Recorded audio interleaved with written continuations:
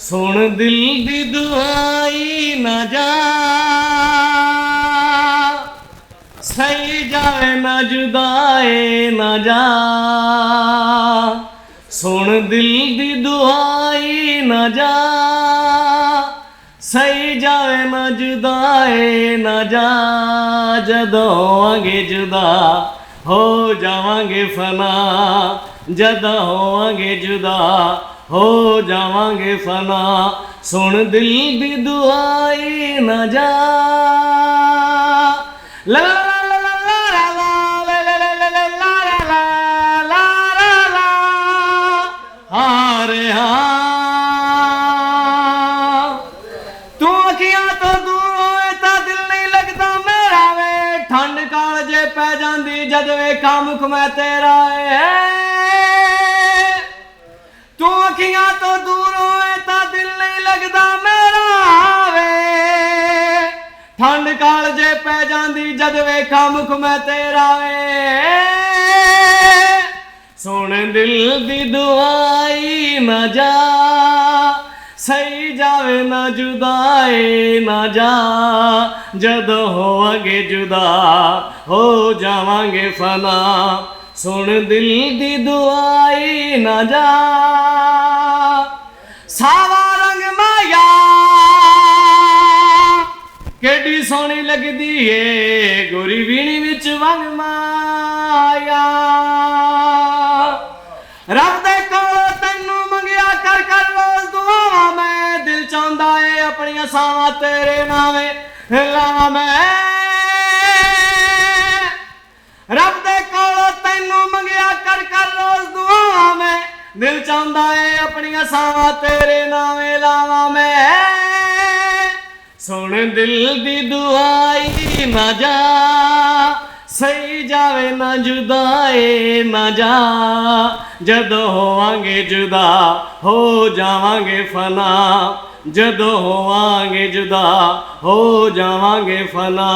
सुन दिल दी दुआई ना जा सही जावे ना जुदाए ना जा। जदों होवांगे जुदा ला ला ला ला ला ला ला ला ला ला ला ला ला ला ला अरे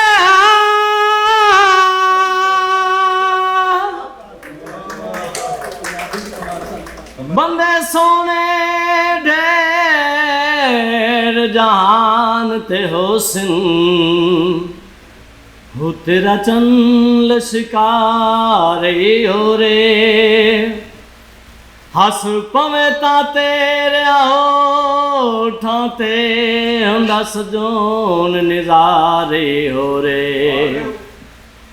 जदा लटक के टुरने बावां दा हुंदा सजोन हुलारे हो रे।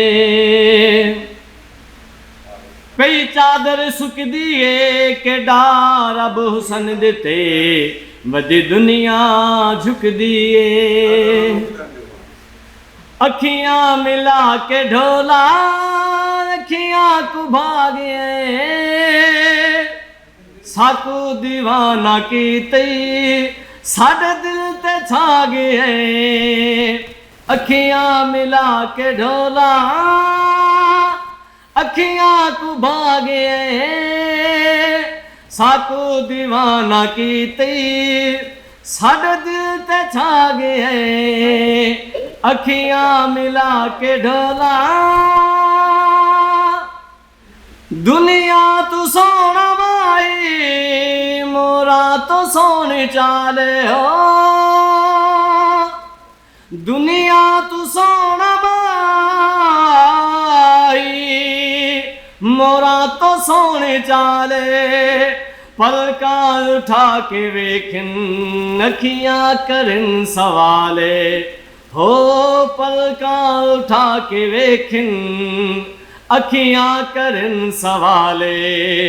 अरशां दा हो के तारा धरती ते आ गए साकू दीवाना कीते साडे दिल ते छा गए। दिल दा कसूर कोई नहीं दिल दा दिफा नहीं होंदा। दिल दा कसूर कोई नहीं, दिल दा दिफा नहीं होंदा, अखियां दा तीर तेरा कोई भी खता नहीं होंदा, ओ अखियां दा तीर तेरा कोई भी खता नहीं होंदा। गलियां ते कोछियां दी रौनक वधा गए, साकू दीवाना कीते साडे दिल ते छा गए। मन केड़ा सजान तवीज़ पिला लई, तेरे प्यार दा जब असर भुलवे न यार दलीलां विच, तेरी संगात दा राज सफर तेरी रात कमला रुल वैसे रंदा इस गले दा डरे। बदले छायनी ज़ैन तुन भुलदा तावीज़ पिलाए नी। दिल दा कसूर कोई नहीं, दिल दा दिफा नहीं होंदा,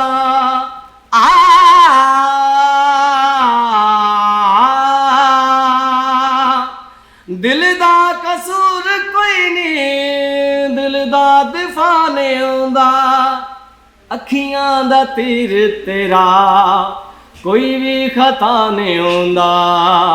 अरशां दा हो के तारा धरती ते आ गए, साकू दीवाना कीते साडे दिल ते छा गए।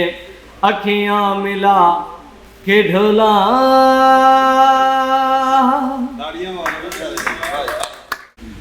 दोस्तों, पंजाबी संगत पाकिस्तान दे अज दे 10 अगस्त 2024 दे इस इकट्ठ दा मुੱਢ बनने आ। मैं तुहाडा अफजल साहिर तुहाडे नाल ते अज दा इकट्ठ जिवें कि तुसी सामने सरनामा पे वेंदे हो, पंजाबी फिक्शन शायरी ते किताब। फिक्शन विच असी अज उस्ताद बड़े गुलाम अली खां होरां दी पैन पिक्चर या शख्सी खाका या मुहांदरा, उन्हां दे मित्र कह लो, उन्हां दे मिलन वाले, उन्हां नाल प्यार करन वाले पंजाबी दे बड़े उगे लेखक और ड्रामा निगार ड्रामाकार बलवंत गार्गी होरां दा लेख असीं अज पढ़ांगे। वो मैं तुहानूं पढ़ के सुणावांगा। ते और साडे अज दे प्रधान ने उन्हां दी हयाती बारे, बलवंत गार्गी बारे जिन्हां ने वो लेख लिखिया और उन्होंने होर जिन्ना कुछ लिखिया पंजाबी बोली दी लिखत विच अपना हिस्सा पाया, जिन्ना वड्डा हिस्सा पाया। बल्कि मैं ये समझना कि जे एक फिक्शन लिखण वाला मैं अपने वास्ते चुनना होवे तो वो बलवंत गार्गी होए। मतलब वो जिहो जिहा उन्होंने लिखिया, लेकिन उन्होंने लिखिया पंजाबी लिखिया कि अंग्रेज़ी लिखी और अंग्रेज़ी की पंजाबी लिखी गई। ये सवाल के जवाब असीं अज दे प्रधान होरां कोलों लवांगे कि उन्होंने लिखिया किहड़ी बोली च। ते नाल असीं अज शायरी सुनांगे। शायरी उन्होंने कई मास्टर्स किए ने, PhD की है, उर्दू शायरी, उर्दू लिखत, अफसाना और नाल शायरी दी किताबां ते पंजाबी शायरी की किताब भी उन्होंने पर छेती आउंदी पई है। वो नहीं डॉक्टर सगीर अहमद सगीर उन्हां दी शायरी सुनांगे। ते साडे बड़े ही माणमती मित्र पंजाबी दे बड़े सेवक और सोहने शायर कनेडा वास्ते, टोरंटो वास्ते, टोरंटो कह लो, ब्रैम्पटन कह लो या मिसिसागा कह लो, मैं तो एग्जैक्ट उन्होंने मिलिया, मैं उत्थे उन्होंने है हाँ। तो वो ने जनाब कुलजीत सिंह जंजूआ, उन्होंने किताब मलम जो पंजाबी अदबी मरकज़ ने छापी है और एजाज साहब वो अपने ਵਿਚਾਰ ਜਿਹੜੇ ਨੇ ਉਹ ਸਾਂਝੇ ਕਰਨਗੇ। ਸੋ ਅੱਜ ਦੇ ਇਕੱਠ ਦੀ ਪ੍ਰਧਾਨਗੀ ਲਈ ਮੈਂ ਪੰਜਾਬੀ ਦੇ ਇੱਕ ਬੜੇ ਉੱਘੇ ਕਹਾਣੀਕਾਰ, ਲੇਖਕ, ਸ਼ਾਇਰ, ਪਾਰਕ ਜਨਾਬ ਜ਼ੁਬੈਰ ਅਹਿਮਦ ਹੋਰਾਂ ਜੀ ਨੂੰ ਕਹਾਂਗਾ ਕਿ ਉਹ ਆਉਣ ਕਿ ਇਸ ਪ੍ਰਧਾਨਗੀ ਦੀ ਕੁਰਸੀ 'ਤੇ ਉਹ ਤਸ਼ਰੀਫ ਰੱਖਣ। ਜਨਾਬ ਜ਼ੁਬੈਰ ਅਹਿਮਦ ਜੀ। ਜ਼ੁਬੈਰ ਅਹਿਮਦ ਜੀ ਦਾ ਤਾਰਫ ਬੜਾ ਲੰਬਾ ਹੋ ਜਾਏਗਾ। ਇਹਨਾਂ ਦੀਆਂ ਸ਼ਾਇਰੀ ਦੀਆਂ ਕਿਤਾਬਾਂ, ਕਹਾਣੀਆਂ ਦੀਆਂ ਕਿਤਾਬਾਂ, ਉਹਨਾਂ ਦੇ ਤਰਜਮੇ ਦੀਆਂ ਕਿਤਾਬਾਂ ਔਰ ਕਿਤਾਬਾਂ ਨੂੰ ਮਿਲੇ ਜਗਤ ਭਰ ਦੇ ਉੱਚ ਪੱਧਰ ਦੇ ਟਾਹਾਂ ਐਵਾਰਡ ਤੋਂ ਲੈ ਕੇ ਅਤੇ ਸਮਝੋ ਪੰਜਾਬੀ ਕਹਾਣੀ ਜਗਤ ਵਿੱਚ ਇੱਕ ਬੜਾ ਉੱਘਾ ਨਾਂ ਹੈ ਜ਼ੁਬੈਰ ਅਹਿਮਦ ਹੋਰਾਂ ਦਾ। ਅਤੇ ਇਹ ਸਾਨੂੰ ਮਾਣ ਹੈ ਕਿ ਉਹ ਅੱਜ ਦੇ ਸਾਡੇ ਇਕੱਠ ਦੀ ਪ੍ਰਧਾਨਗੀ ਕਰ ਰਹੇ ਨੇ।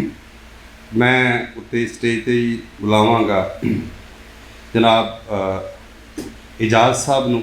ਇਜਾਜ਼ ਸਾਹਿਬ ਪੰਜਾਬੀ ਦੇ ਉਸਤਾਦ ਨੇ, ਲੇਖਕ ਨੇ, ਐਡੀਟਰ ਨੇ, ਸ਼ਾਇਰ ਨੇ, ਕਹਾਣੀਕਾਰ ਨੇ, ਫਿਰ ਕ੍ਰਿਟਿਕ ਨੇ, ਪਾਰਕ ਨੇ। ਉਹਨਾਂ ਦਾ ਬੜਾ ਕੰਮ ਹੈ, ਬੜੇ ਉੱਘੇ ਸੇਵਕ ਨੇ। ਸੋ ਇਹਨਾਂ ਦਾ ਸਿਦਕ ਪੰਜਾਬੀ ਵਾਸਤੇ, ਪੰਜਾਬੀ ਫਿਕਸ਼ਨ ਵਾਸਤੇ ਉਹ ਬੜਾ ਉੱਤਮ ਹੈ। ਜਨਾਬ ਇਜਾਜ਼ ਸਾਹਿਬ, ਉਹਨਾਂ ਨੂੰ ਕਹਾਂਗੇ ਕਿ ਉਹ ਵੀ ਸਟੇਜ 'ਤੇ ਤਸ਼ਰੀਫ ਲਿਆਉਣ।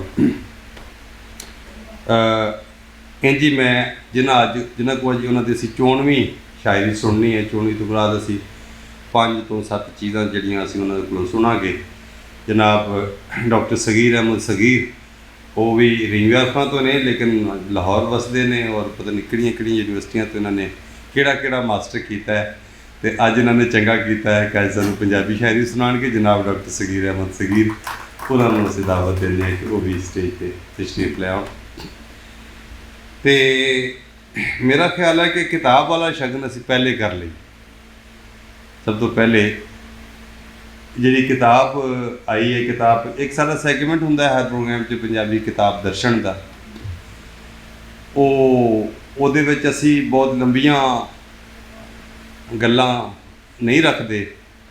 ਅਸੀਂ ਇੱਕ ਬੁਨਿਆਦੀ ਉਸ ਕਿਤਾਬ ਬਾਰੇ ਜਾਣਕਾਰੀ, ਉਸ ਲੇਖਕ ਦੀ ਜਾਣਕਾਰੀ ਅਤੇ ਕਿਤਾਬ ਦੀ ਮੁੱਖ ਵਿਖਾਈ, ਉਹ ਅਸੀਂ ਇੱਕ ਬਣਾਇਆ ਹੈ ਇੱਕ ਸੈਗਮੈਂਟ ਸ਼ੁਰੂ ਤੋਂ ਹੀ। ਅਤੇ ਉਹਦੇ ਵਿੱਚ ਇਹ ਹੀ ਹੁੰਦਾ ਕਿ ਅਸੀਂ ਕਿਤਾਬ ਜਿਹੜੀ ਵੀ ਕੋਈ ਨਵੀਂ ਆਈ ਹੈ ਪੰਜਾਬੀ ਦੀ, ਉਹਦੇ ਉੱਤੇ ਕਰੀਏ, ਉਹ ਲੋਕਾਂ ਤੱਕ ਪਹੁੰਚਾਈਏ। ਇੱਥੇ ਲਿਖਣ ਪੜ੍ਹਨ ਦੇ ਲੋਕ ਆਏ ਹੁੰਦੇ ਨੇ, ਤਾਂ ਸਭ ਤੱਕ ਉਹ ਕਿਤਾਬ ਵੀ ਜਾਂਦੀ ਹੈ, ਖਾਸ ਤੌਰ 'ਤੇ ਉਹ ਜਿਹੜੇ ਪੜ੍ਹਨਾ ਚਾਹੁੰਦੇ ਨੇ। ਅਤੇ ਅੱਜ ਦੀ ਜਿਹੜੀ ਕਿਤਾਬ ਹੈ ਉਹ ਸ਼ਾਇਰੀ ਦੀ ਕਿਤਾਬ ਹੈ ਮਲਮ ਦੇ ਨਾਂ ਤੋਂ। ਸੋ ਮਲਮ ਬਾਰੇ ਰਿਵਿਊ ਜਿਹੜਾ ਹੈ ਜਾਂ ਉਹਦੇ ਬਾਰੇ ਆਪਣੇ ਪਰਖ ਵਿਚਾਰ ਉਹ ਅਸੀਂ ਇਜਾਜ਼ ਹੋਰਾਂ ਕੋਲ ਸੁਣਾਂਗੇ। ਉਸ ਤੋਂ ਬਾਅਦ ਅਸੀਂ ਉਹਨਾਂ ਦੀ ਕਿਤਾਬ ਦੀ ਮੁੱਖ ਵਿਖਾਲੀ ਕਰਾਂਗੇ ਅਤੇ ਉਸ ਤੋਂ ਬਾਅਦ ਫਿਰ ਅਸੀਂ ਸਗੀਰ ਸਾਹਿਬ ਕੋਲ ਸ਼ਾਇਰੀ ਸੁਣ ਲਾਂਗੇ। ਅਤੇ ਆਖਰ ਦੇ ਉੱਤੇ ਮੈਂ ਜਿਹੜਾ ਉਹ ਬੜੇ ਗੁਲਾਮ ਅਲੀ ਖਾਂ ਸਾਹਿਬ ਵਾਲਾ ਲੇਖ ਜਿਹੜਾ ਉਹ ਪੜ੍ਹ ਕੇ ਸੁਣਾਵਾਂਗੇ। ਅਤੇ ਉਸ ਤੋਂ ਬਾਅਦ ਸਾਹਿਬ ਸਦਾਰਤ ਦੀ ਜਿਹੜੇ ਵਿਚਾਰ ਨੇ, ਪ੍ਰਧਾਨਗੀ ਵਿਚਾਰ, ਉਹਨਾਂ ਤੋਂ ਬਾਅਦ ਅਸੀਂ ਫਿਰ ਚਾਹ ਪੀ ਕੇ ਅੱਜ ਦੇ ਇਕੱਠ ਨੂੰ ਮੁਕਾ ਦਿਆਂਗੇ। ਸੋ ਸ਼ੁਰੂ ਦੇ ਵਿੱਚ ਮੈਂ ਹੁਣ ਜਨਾਬ ਇਜਾਜ਼ ਸਾਹਿਬ ਨੂੰ ਕਹਾਂਗਾ ਕਿ ਉਹ ਆਉਣ ਔਰ ਬੜੇ ਪੰਜਾਬੀ ਦੇ ਅਜੋਕੇ ਔਰ ਬੜੇ ਸੀਨੀਅਰ ਵੀ ਔਰ ਬੜੇ ਮੁਹੱਬਤੀ ਸ਼ਾਇਰ ਜਨਾਬ ਮਾਣਯੋਗ ਕੁਲਜੀਤ ਸਿੰਘ ਜੰਜੂਆ ਹੋਰਾਂ ਦੀ ਕਿਤਾਬ ਮਲਮ ਬਾਰੇ ਆਪਣੇ ਵਿਚਾਰ ਸਾਂਝੇ ਕਰਨ। ਤੁਹਾਡੀਆਂ ਤਾੜੀਆਂ 'ਚ ਜਨਾਬ ਇਜਾਜ਼ ਸਾਹਿਬ। ਡਾਕਟਰ ਕੁਲਜੀਤ ਸਿੰਘ ਜੰਜੂਆ ਦੀ ਕਿਤਾਬ ਦੀ ਮੁੱਖ ਵਿਖਾਲੀ ਵਿੱਚ ਅਸੀਂ ਸ਼ਾਮਲ ਹੈ। ਇੱਕ ਛੋਟੀ ਜਿਹੀ ਲਿਖਤ ਹੈ 2 ਸਫ਼ੇ ਦੀ ਸਿਰਫ, ਅਤੇ ਇੱਕ ਅੱਧ ਨਜ਼ਮ ਤੁਹਾਡੇ ਨਾਲ ਸਾਂਝੀ ਕਰਾਂਗਾ। ਨੇਚਰ ਦਾ ਸ਼ਾਇਰ ਡਾਕਟਰ ਕੁਲਜੀਤ ਸਿੰਘ ਜੰਜੂਆ। ਡਾਕਟਰ ਕੁਲਜੀਤ ਸਿੰਘ ਜੰਜੂਆ ਆਪਣੇ ਪੁਰਖਾਂ ਦੀ ਪਰੰਪਰਾ ਨੂੰ ਪਾਲਣ ਵਾਲਾ ਸ਼ਾਇਰ ਹੈ। ਉਹ ਆਪਣੇ ਵਡਕਿਆਂ ਦੀ ਹਿੰਮਤ, ਲਗਨ ਅਤੇ ਸਿਦਕ ਨੂੰ ਸਲਾਮ ਕਰਨ ਵਾਲਾ ਜੀ ਹੈ। ਉਹ ਨਾ ਤਾਂ ਹਯਾਤੀ ਦੀਆਂ ਔਕੜਾਂ ਤੋਂ ਘਾਬਰਨ ਵਾਲਾ ਫਰਦ ਹੈ ਅਤੇ ਨਾ ਹੀ ਕਾਮਯਾਬੀਆਂ ਸਮੇਟਣ ਮਗਰੋਂ ਖੁਸ਼ੀ ਦੇ ਢੋਲ ਵਜਾਉਣ ਵਾਲਾ ਇਨਸਾਨ। ਉਹ ਇੱਕ ਛੋਟੇ ਬਾਲ ਵਾਂਗ ਧੁੱਪ ਹਨੇਰੇ ਤੋਂ ਡਰ ਕੇ ਅੱਖਾਂ ਮੁੰਦ ਲੈਣ ਵਾਲਾ ਮਨੁੱਖ ਹੈ। ਉਹਨੂੰ ਕਦੇ ਵੀ ਹਯਾਤੀ ਦੇ ਉਜੜੇ ਬਾਗ ਅਤੇ ਸੁੱਕੇ ਫੁੱਲ ਪੱਤਰ ਚੰਗੇ ਨਹੀਂ ਲੱਗਦੇ। ਉਹ ਸੁਪਨੇ ਵੇਖਣ ਵਿੱਚ ਯਕੀਨ ਰੱਖਦਾ ਹੈ। ਉਹਦੀ ਕਵਿਤਾ ਨੂੰ 5 ਪਾਣੀਆਂ ਦੀ ਗੁੜਤੀ ਹੈ। ਉਹ ਨਾਵਾਂ ਥਾਵਾਂ ਅਤੇ ਜ਼ਾਤ ਪਾਤ ਦੇ ਵੰਡ ਵਖਰੇਵੇਂ ਦਾ ਵਿਰੋਧੀ ਹੈ। ਉਹਦੇ ਅੰਦਰ ਦਾ ਮੌਸਮ ਕਦੇ ਮੈਪਲ ਦੇ ਸੁਨਹਿਰੀ ਪੱਤਿਆਂ ਨੂੰ ਬੇਜਾਨ ਹੋ ਕੇ ਹੇਠਾਂ ਡਿੱਗਦਿਆਂ ਵੇਖਦਾ ਹੈ ਅਤੇ ਦੁਖੀ ਹੋ ਜਾਂਦਾ ਹੈ, ਅਤੇ ਕਦੇ ਸਵੇਰ ਸਾਰ ਬਨੇਰੇ 'ਤੇ ਬੈਠੀ ਕਿਸੇ ਪਿਆਰੀ ਚਿੜੀ ਦੀ ਚੂਕ ਸੁਣ ਕੇ ਖੁਸ਼ ਹੋ ਜਾਂਦਾ ਹੈ। ਉਹ ਕਿਸੇ ਨਵੀਂ ਕਰੋਂਬਲ ਦੇ ਫੁੱਟਣ ਦੀ ਆਸ ਵਿੱਚ ਬੈਠਾ ਆਪਣੇ ਗੁਜ਼ਰੇ ਕੱਲ ਨੂੰ ਜੱਫਾ ਨਹੀਂ ਮਾਰਦਾ। ਉਹ ਉਸ ਵਕਤ ਵਿਚਲੀਆਂ ਅਣਮੁੱਲੀਆਂ ਨਾਸਟੈਲਜਿਕ ਯਾਦਾਂ ਨੂੰ ਆਪਣੀ ਸ਼ਾਇਰੀ ਰਾਹੀਂ ਸਾਂਭਣ ਦਾ ਯਤਨ ਕਰਦਾ ਹੈ। ਉਹ ਨੇਚਰ ਦਾ ਸ਼ਾਇਰ ਹੈ। ਉਹਨੂੰ ਹਵਾ, ਰੰਗ, ਖੁਸ਼ਬੂ, ਤਿਤਲੀਆਂ, ਮੌਸਮ ਚੰਗੇ ਲੱਗਦੇ ਨੇ। ਉਹਦੀਆਂ ਸੋਚਾਂ ਦਾ ਅੰਦਾਜ਼ ਰੋਮਾਂਚਕ ਜ਼ਰੂਰ ਹੈ, ਪਰ ਸਤਹੀ ਹਰਗਿਜ਼ ਨਹੀਂ। ਕੁਲਜੀਤ ਮਰਦ ਔਰਤ ਦੇ ਜਿਨਸੀ ਮਿਲਾਨ ਨੂੰ ਉਂਝ ਨਹੀਂ ਵੇਖਦਾ ਚਾਖਦਾ ਜਿਵੇਂ ਬਾਕੀ ਸ਼ਾਇਰ ਉਸ ਵਿੱਚੋਂ ਚਸਕੇਦਾਰੀ ਦੀ ਕੋਈ ਗੱਲ ਲੱਭ ਲੈਂਦੇ ਨੇ। ਉਹ ਉਹਨੂੰ ਜਿਨਸੀ ਖਾਹਿਸ਼ਾਂ ਤੋਂ ਉੱਪਰ ਉੱਠ ਕੇ ਇੱਕ ਦੂਜੇ ਨੂੰ ਸਤਿਕਾਰ ਦੇਵਣ ਦਾ ਚਾਹੀਵਾਨ ਹੈ। ਪੰਜਾਬੀ ਦੀ ਕਲਾਸਿਕੀ ਸ਼ਾਇਰੀ ਵਾਂਗ ਕੁਲਜੀਤ ਸਿੰਘ ਦੀਆਂ ਜ਼ਿਆਦਾਤਰ ਨਜ਼ਮਾਂ ਵਿਚਲੀ ਔਰਤ ਦੀ ਆਵਾਜ਼ ਨੂੰ ਬੁਨਿਆਦੀ ਅਹਿਮੀਅਤ ਹਾਸਲ ਹੈ। ਉਹ ਰਿਸ਼ਤਿਆਂ ਨਾਤਿਆਂ ਨੂੰ ਧੁਰ ਨੇੜਿਓਂ ਵੇਖਣ, ਸਮਝਣ ਤੇ ਸੰਭਾਲਣ ਦੀ ਕੁਦਰਤ ਰੱਖਦਾ ਹੈ। ਉਹ ਮਾਂ, ਧੀ, ਭੈਣ, ਪਤਨੀ ਤੇ ਦੋਸਤ ਦੇ ਰੂਪ ਵਿੱਚ ਵੱਖ-ਵੱਖ ਪਾਤਰਾਂ 'ਚ ਢਲ ਕੇ ਕੁਲਜੀਤ ਦੀ ਸ਼ਾਇਰੀ ਰਾਹੀਂ ਆਪਣੀਆਂ ਸਦਰਾਂ, ਆਸਾਂ, ਉਮੀਦਾਂ ਤੇ ਇੱਛਾਵਾਂ ਨੂੰ ਬਿਆਨ ਕਰਦੀ ਵਿਖਾਲੀ ਦਿੰਦੀ ਹੈ। ਇਹਨਾਂ ਨਜ਼ਮਾਂ ਵਿੱਚ ਸ਼ਾਇਰ ਆਪਣੀ ਚੰਗੀ ਸੋਚ ਰਾਹੀਂ ਔਰਤ ਨੂੰ ਸਮਾਜ ਵਿੱਚ ਉਹਦਾ ਬਣਦਾ ਫੱਬਦਾ ਮੁਕਾਮ ਦੇਣ ਲਈ ਆਪਣਾ ਪੂਰਾ ਢਿੱਲ ਮਾਰਦਾ ਹੈ। ਉਹ ਉਹਨੂੰ ਅਦਬ ਸਤਿਕਾਰ ਦੇਵਣ ਦੇ ਯਤਨ ਕਰਦਾ ਹੈ। ਉਹ ਪੰਛੀਆਂ, ਰੰਗਾਂ, ਰੁੱਤਾਂ, ਤਿਤਲੀਆਂ, ਕਬੂਤਰਾਂ, ਚਿੜੀਆਂ, ਕਾਵਾਂ, ਛੱਲਾਂ, ਦਰਿਆਵਾਂ, ਪਹਾੜਾਂ, ਤਸਵੀਰਾਂ, ਮੰਜ਼ਰਾਂ, ਝਰਨਿਆਂ, ਝੀਲਾਂ, ਖੇਤਾਂ ਖਲਿਆਨਾਂ ਤੇ ਕੁਦਰਤ ਦੇ ਖੂਬਸੂਰਤ ਨਜ਼ਾਰਿਆਂ ਨੂੰ ਆਪਣੀ ਸ਼ਾਇਰੀ ਦੇ ਰੰਗ ਵਿੱਚ ਰੰਗਣ ਲਈ ਉਤਾਵਲਾ ਹੈ। ਉਹਦੀ ਸ਼ਾਇਰੀ ਫਿਤਰਤ ਦੇ ਇੰਨੀ ਨੇੜੇ ਹੋ ਕੇ ਉਹਦੀ ਹਮਦ ਬਿਆਨ ਕਰਦੀ ਹੈ ਕਿ ਪੜ੍ਹਨ ਸੁਣਨ ਵਾਲੇ ਉਹਦੇ ਤੋਂ ਮੁਤਾਸਰ ਹੋਏ ਬਿਨਾਂ ਨਹੀਂ ਰਹਿ ਸਕਦੇ। ਉਹ ਘੱਟ ਤੇ ਗਿਣੇ ਚੁਣੇ ਲਫ਼ਜ਼ਾਂ ਵਿੱਚ ਕੋਈ ਵੱਡੀ ਗੱਲ ਆਖ ਦੇਣ ਦੀ ਅਟਕਲ ਦਾ ਢੇਰ ਜਾਣੂ ਹੈ। ਕੁਲਜੀਤ ਨੇ ਪਿਛਲੇ 30-40 ਵਰ੍ਹਿਆਂ ਵਿੱਚ ਸ਼ਾਇਰੀ ਨੂੰ ਪੰਖ ਪਖੇਰੂਆਂ ਵਾਂਗ ਭੋਰਾ ਕਰਕੇ ਚੁਗਿਆ ਹੈ। ਉਹ ਪੰਜਾਬੀ ਦੇ ਹੋਰਨਾਂ ਸ਼ਾਇਰਾਂ ਵਾਂਗ ਕਦੇ ਆਸਣ ਲਾ ਕੇ ਨਹੀਂ ਬੈਠਾ ਕਿ ਉਸ ਕੋਈ ਨਜ਼ਮ, ਕਿਤਾਬ ਜਾਂ ਮੁਸਵਦਾ ਮੁਕੰਮਲ ਕਰਕੇ ਹੀ ਸਾਹ ਲੈਣਾ ਹੈ। ਉਹਨੇ ਉਹ ਕੁਝ ਲਿਖਿਆ ਹੈ ਜਿਹੜਾ ਹੱਡੀ ਹੰਡਾਇਆ ਤੇ ਭੋਗਿਆ ਹੈ। ਉਹਦੀ ਸ਼ਾਇਰੀ ਵਿੱਚ ਅਸੀਂ ਹਿਜਰਤ ਦੇ ਕਰਬ ਨੂੰ ਬੜੀ ਸੌਖਤ ਨਾਲ ਵੇਖ ਚਾਖ ਸਕਦੇ ਹਾਂ। ਉਸ ਵਿੱਚ ਸੰਨ 47 ਦੀ ਖੂਨੀ ਮੰਡ ਦੇ ਕਤਲਾਮ ਦਾ ਦੁਖਾਂਤ ਵੀ ਸ਼ਾਮਲ ਹੈ ਤੇ 84 ਦੇ ਦੰਗਿਆਂ ਦਾ ਦਰਦ ਵੀ। ਉਹਦੇ 'ਚ ਵਕਤੀ ਖੇਡਾਂ ਨਾਲ ਝੂਝਦੇ ਲੋਕਾਂ ਦੀਆਂ ਸਦਰਾਂ ਵੀ ਨੇ ਤੇ ਵਸਲ ਦੇ ਲਾਰਿਆਂ ਤੇ ਰੂਹਾਂ 'ਚੋਂ ਆਰ-ਪਾਰ ਹੁੰਦੇ ਜਜ਼ਬਿਆਂ ਦਾ ਬਿਆਨ ਵੀ। ਕੁਲਜੀਤ ਦੀ ਸ਼ਾਇਰੀ ਆਪਣੇ ਪੁਰਖਾਂ ਦੇ ਆਬਾਈ ਪਿੰਡ ਚੱਕ 129 ਜਨੂਬੀ ਸਰਗੋਧਾ, ਉਸ ਦੀ ਆਪਣੀ ਜੰਮਣ ਭੋਏ ਕੋਕੋਵਾਲ, ਹੁਸ਼ਿਆਰਪੁਰ ਤੋਂ ਲੈ ਕੇ ਟੋਰਾਂਟੋ, ਕੈਨੇਡਾ, ਜਿੱਥੇ ਉਹ ਵਸੇਬਾ ਕੀਤੀ ਬੈਠਾ ਹੈ, ਤੱਕ ਆਪਣਾ ਮਹੱਲੇ ਵਕੂ ਰੱਖਦੀ ਹੈ। ਪਰ ਉਹਦੀ ਇੱਕ ਪੰਜਾਬ ਦੇ ਲੈਂਡਸਕੇਪ ਤੋਂ ਕਦੇ ਵੀ ਦੂਰ ਨਹੀਂ ਹੁੰਦੀ। ਉਹਨੇ ਪੰਜਾਬ ਦੀ ਕਲਾਸਿਕੀ ਤੇ ਲੋਕ ਸ਼ਾਇਰੀ ਤੋਂ ਸੂਝ ਦਾ ਰਸ ਪੀਤਾ ਹੈ। ਉਹਦੇ ਵਿੱਚ ਪੇਸ਼ ਕੀਤੇ ਗਏ ਅਹਿਸਾਸ ਨੂੰ ਲਫ਼ਜ਼ਾਂ 'ਚ ਬਿਆਨਣਾ ਔਖਾ ਹੀ ਨਹੀਂ, ਨਾਮੁਮਕਿਨ ਵੀ ਹੈ। ਮਲਮ ਨਾਂ ਦਾ ਇਹ ਸ਼ੇਰੀ ਪਰਾਗਾ ਨਵੇਂ ਪੰਜਾਬੀ ਅਦਬ ਦੇ ਖੇਤਰ ਵਿੱਚ ਇੱਕ ਸੋਹਣਾ ਤੇ ਸੁਲੱਖਣਾ ਵਾਧਾ ਹੈ।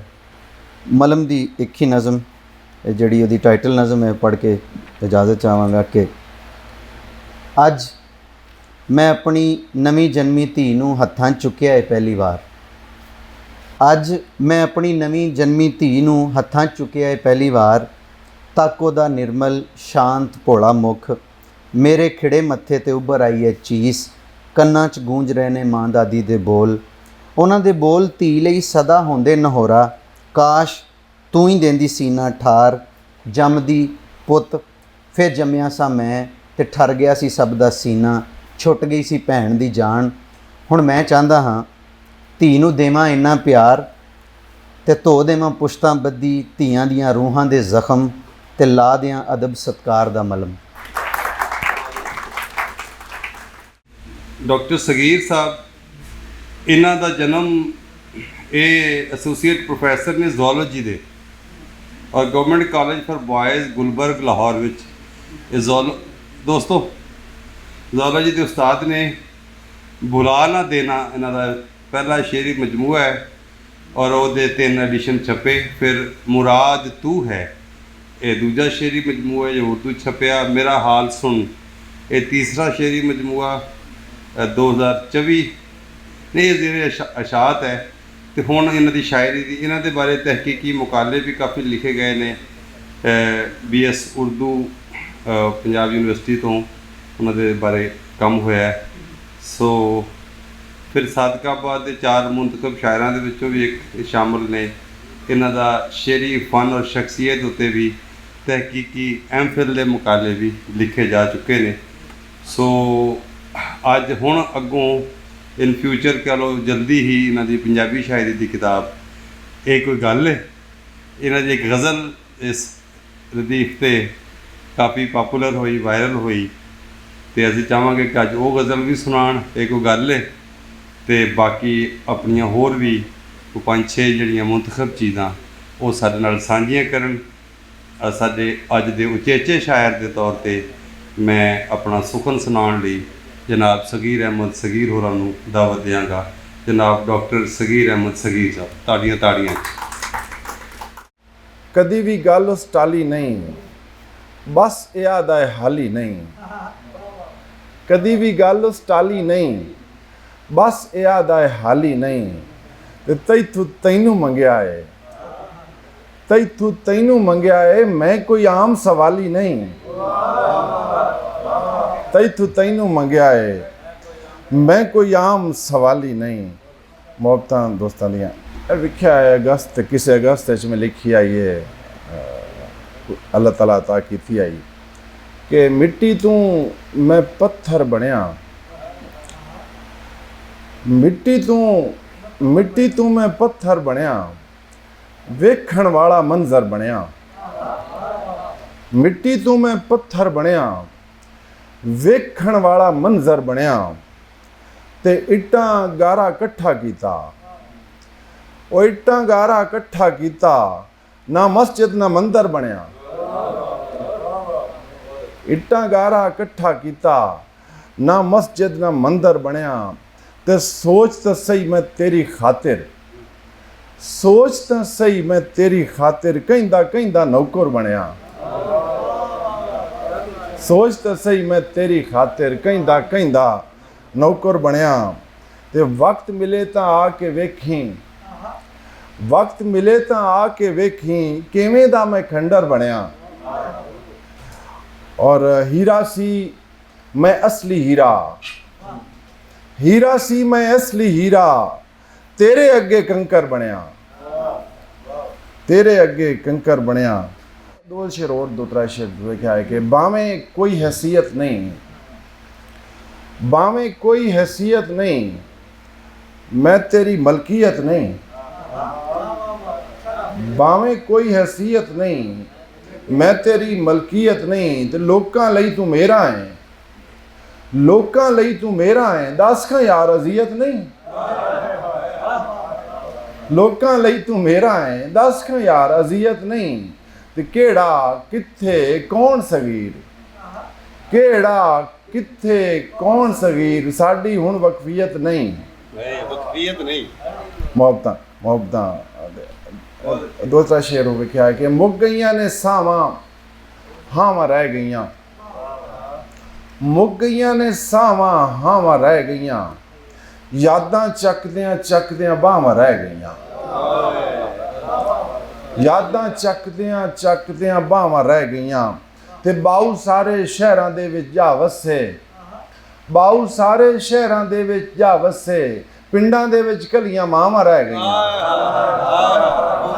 ਬਾਊ ਸਾਰੇ ਸ਼ਹਿਰਾਂ ਦੇ ਵਿੱਚ ਜਾ ਵਸੇ, ਪਿੰਡਾਂ ਦੇ ਵਿੱਚ ਕਲੀਆਂ ਮਾਵਾਂ ਰਹਿ ਗਈਆਂ।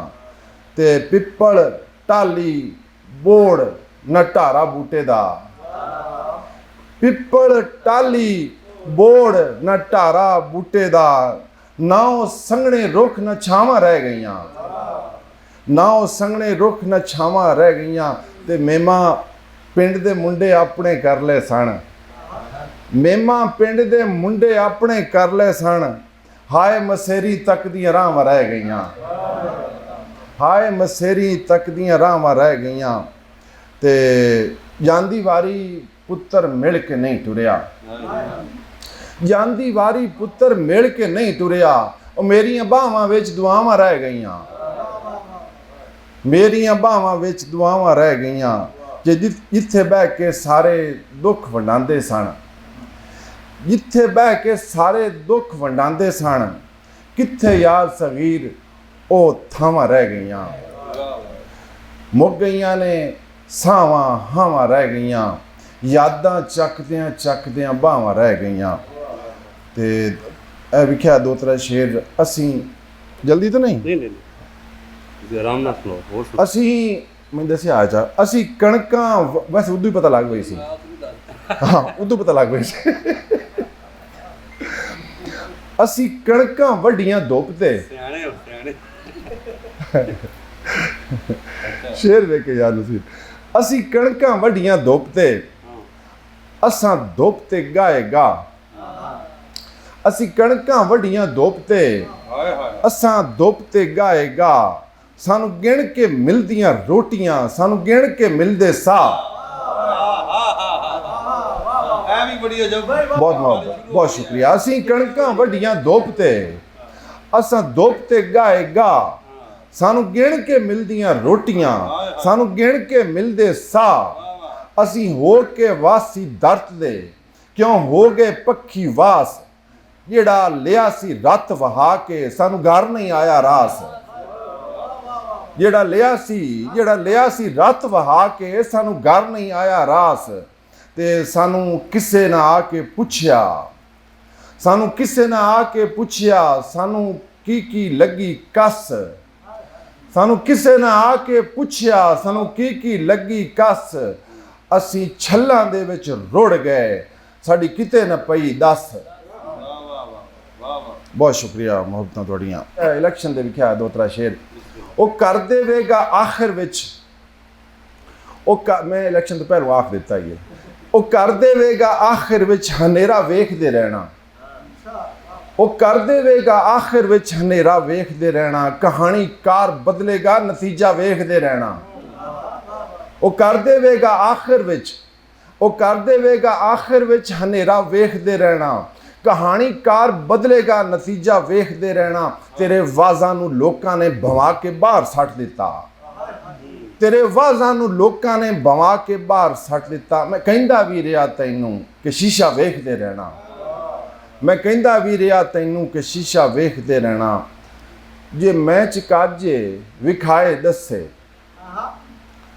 ਜੇ ਮੈਂ ਚ ਕਾਜੇ ਵਿਖਾਏ ਦੱਸੇ ਨਾ ਰਾਈ ਰੱਖੇ ਉਹ ਆਏ ਦੱਸੇ ਬਹੁਤ ਅੱਛੇ ਨਾ ਰਾਈ ਰੱਖੇ ਉਹ ਆਏ ਦੱਸੇ ਮੈਂ ਮੋਹਰਾ ਖਾਵਾਂ ਕਿ ਹੇਜਰ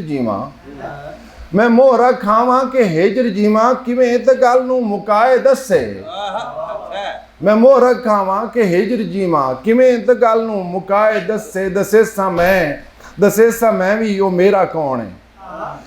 ਸਾਂ ਮੈਂ ਵੀ ਉਹ ਮੇਰਾ ਕੌਣ ਹੈ ਤੇ ਉਹਨੇ ਕਿੰਨੇ ਹੰਡਾਏ ਦੱਸੇ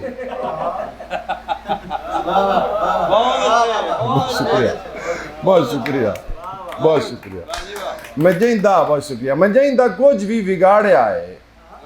ਮੈਂ ਜੈਂਦਾ ਕੁਝ ਵੀ ਵਿਗਾੜਿਆ ਏ ਉਹ ਕਾਈ ਗੱਲ ਨਾ ਲੁਕਾਏ ਦੱਸੇ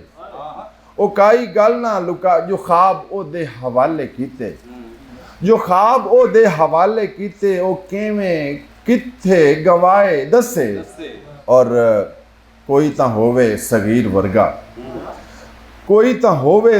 ਵਰਗਾ ਅਨਾ ਨੂੰ ਆਪਣੀ ਜੋ ਡਾਏ ਦੱਸੇ ਜੇ ਮੈਂ ਚ ਕਾਜੇ ਵਿਖਾਏ ਦੱਸੇ ਨਾ ਰਾਈ ਰੱਖੇ ਉਹ ਆਏ ਦੱਸੇ ਵੇਖਾਂਗੇ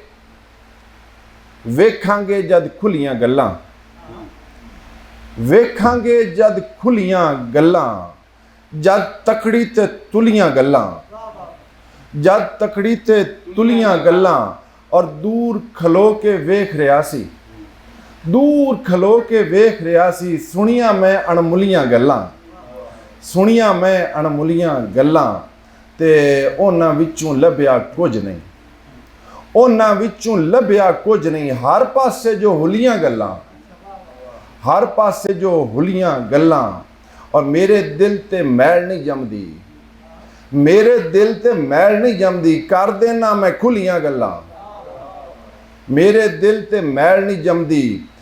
ਕਰ ਦੇਣਾ ਮੈਂ ਖੁੱਲੀਆਂ ਗੱਲਾਂ ਤੇ ਇੱਕ ਦਿਹਾੜੇ ਯਾਦ ਕਰੇ ਸੀ ਆਈਆਂ ਯਾਦ ਜੇ ਭੁਲੀਆਂ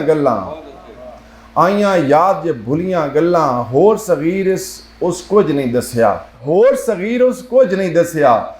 ਅੱਖਾਂ ਚੋਂ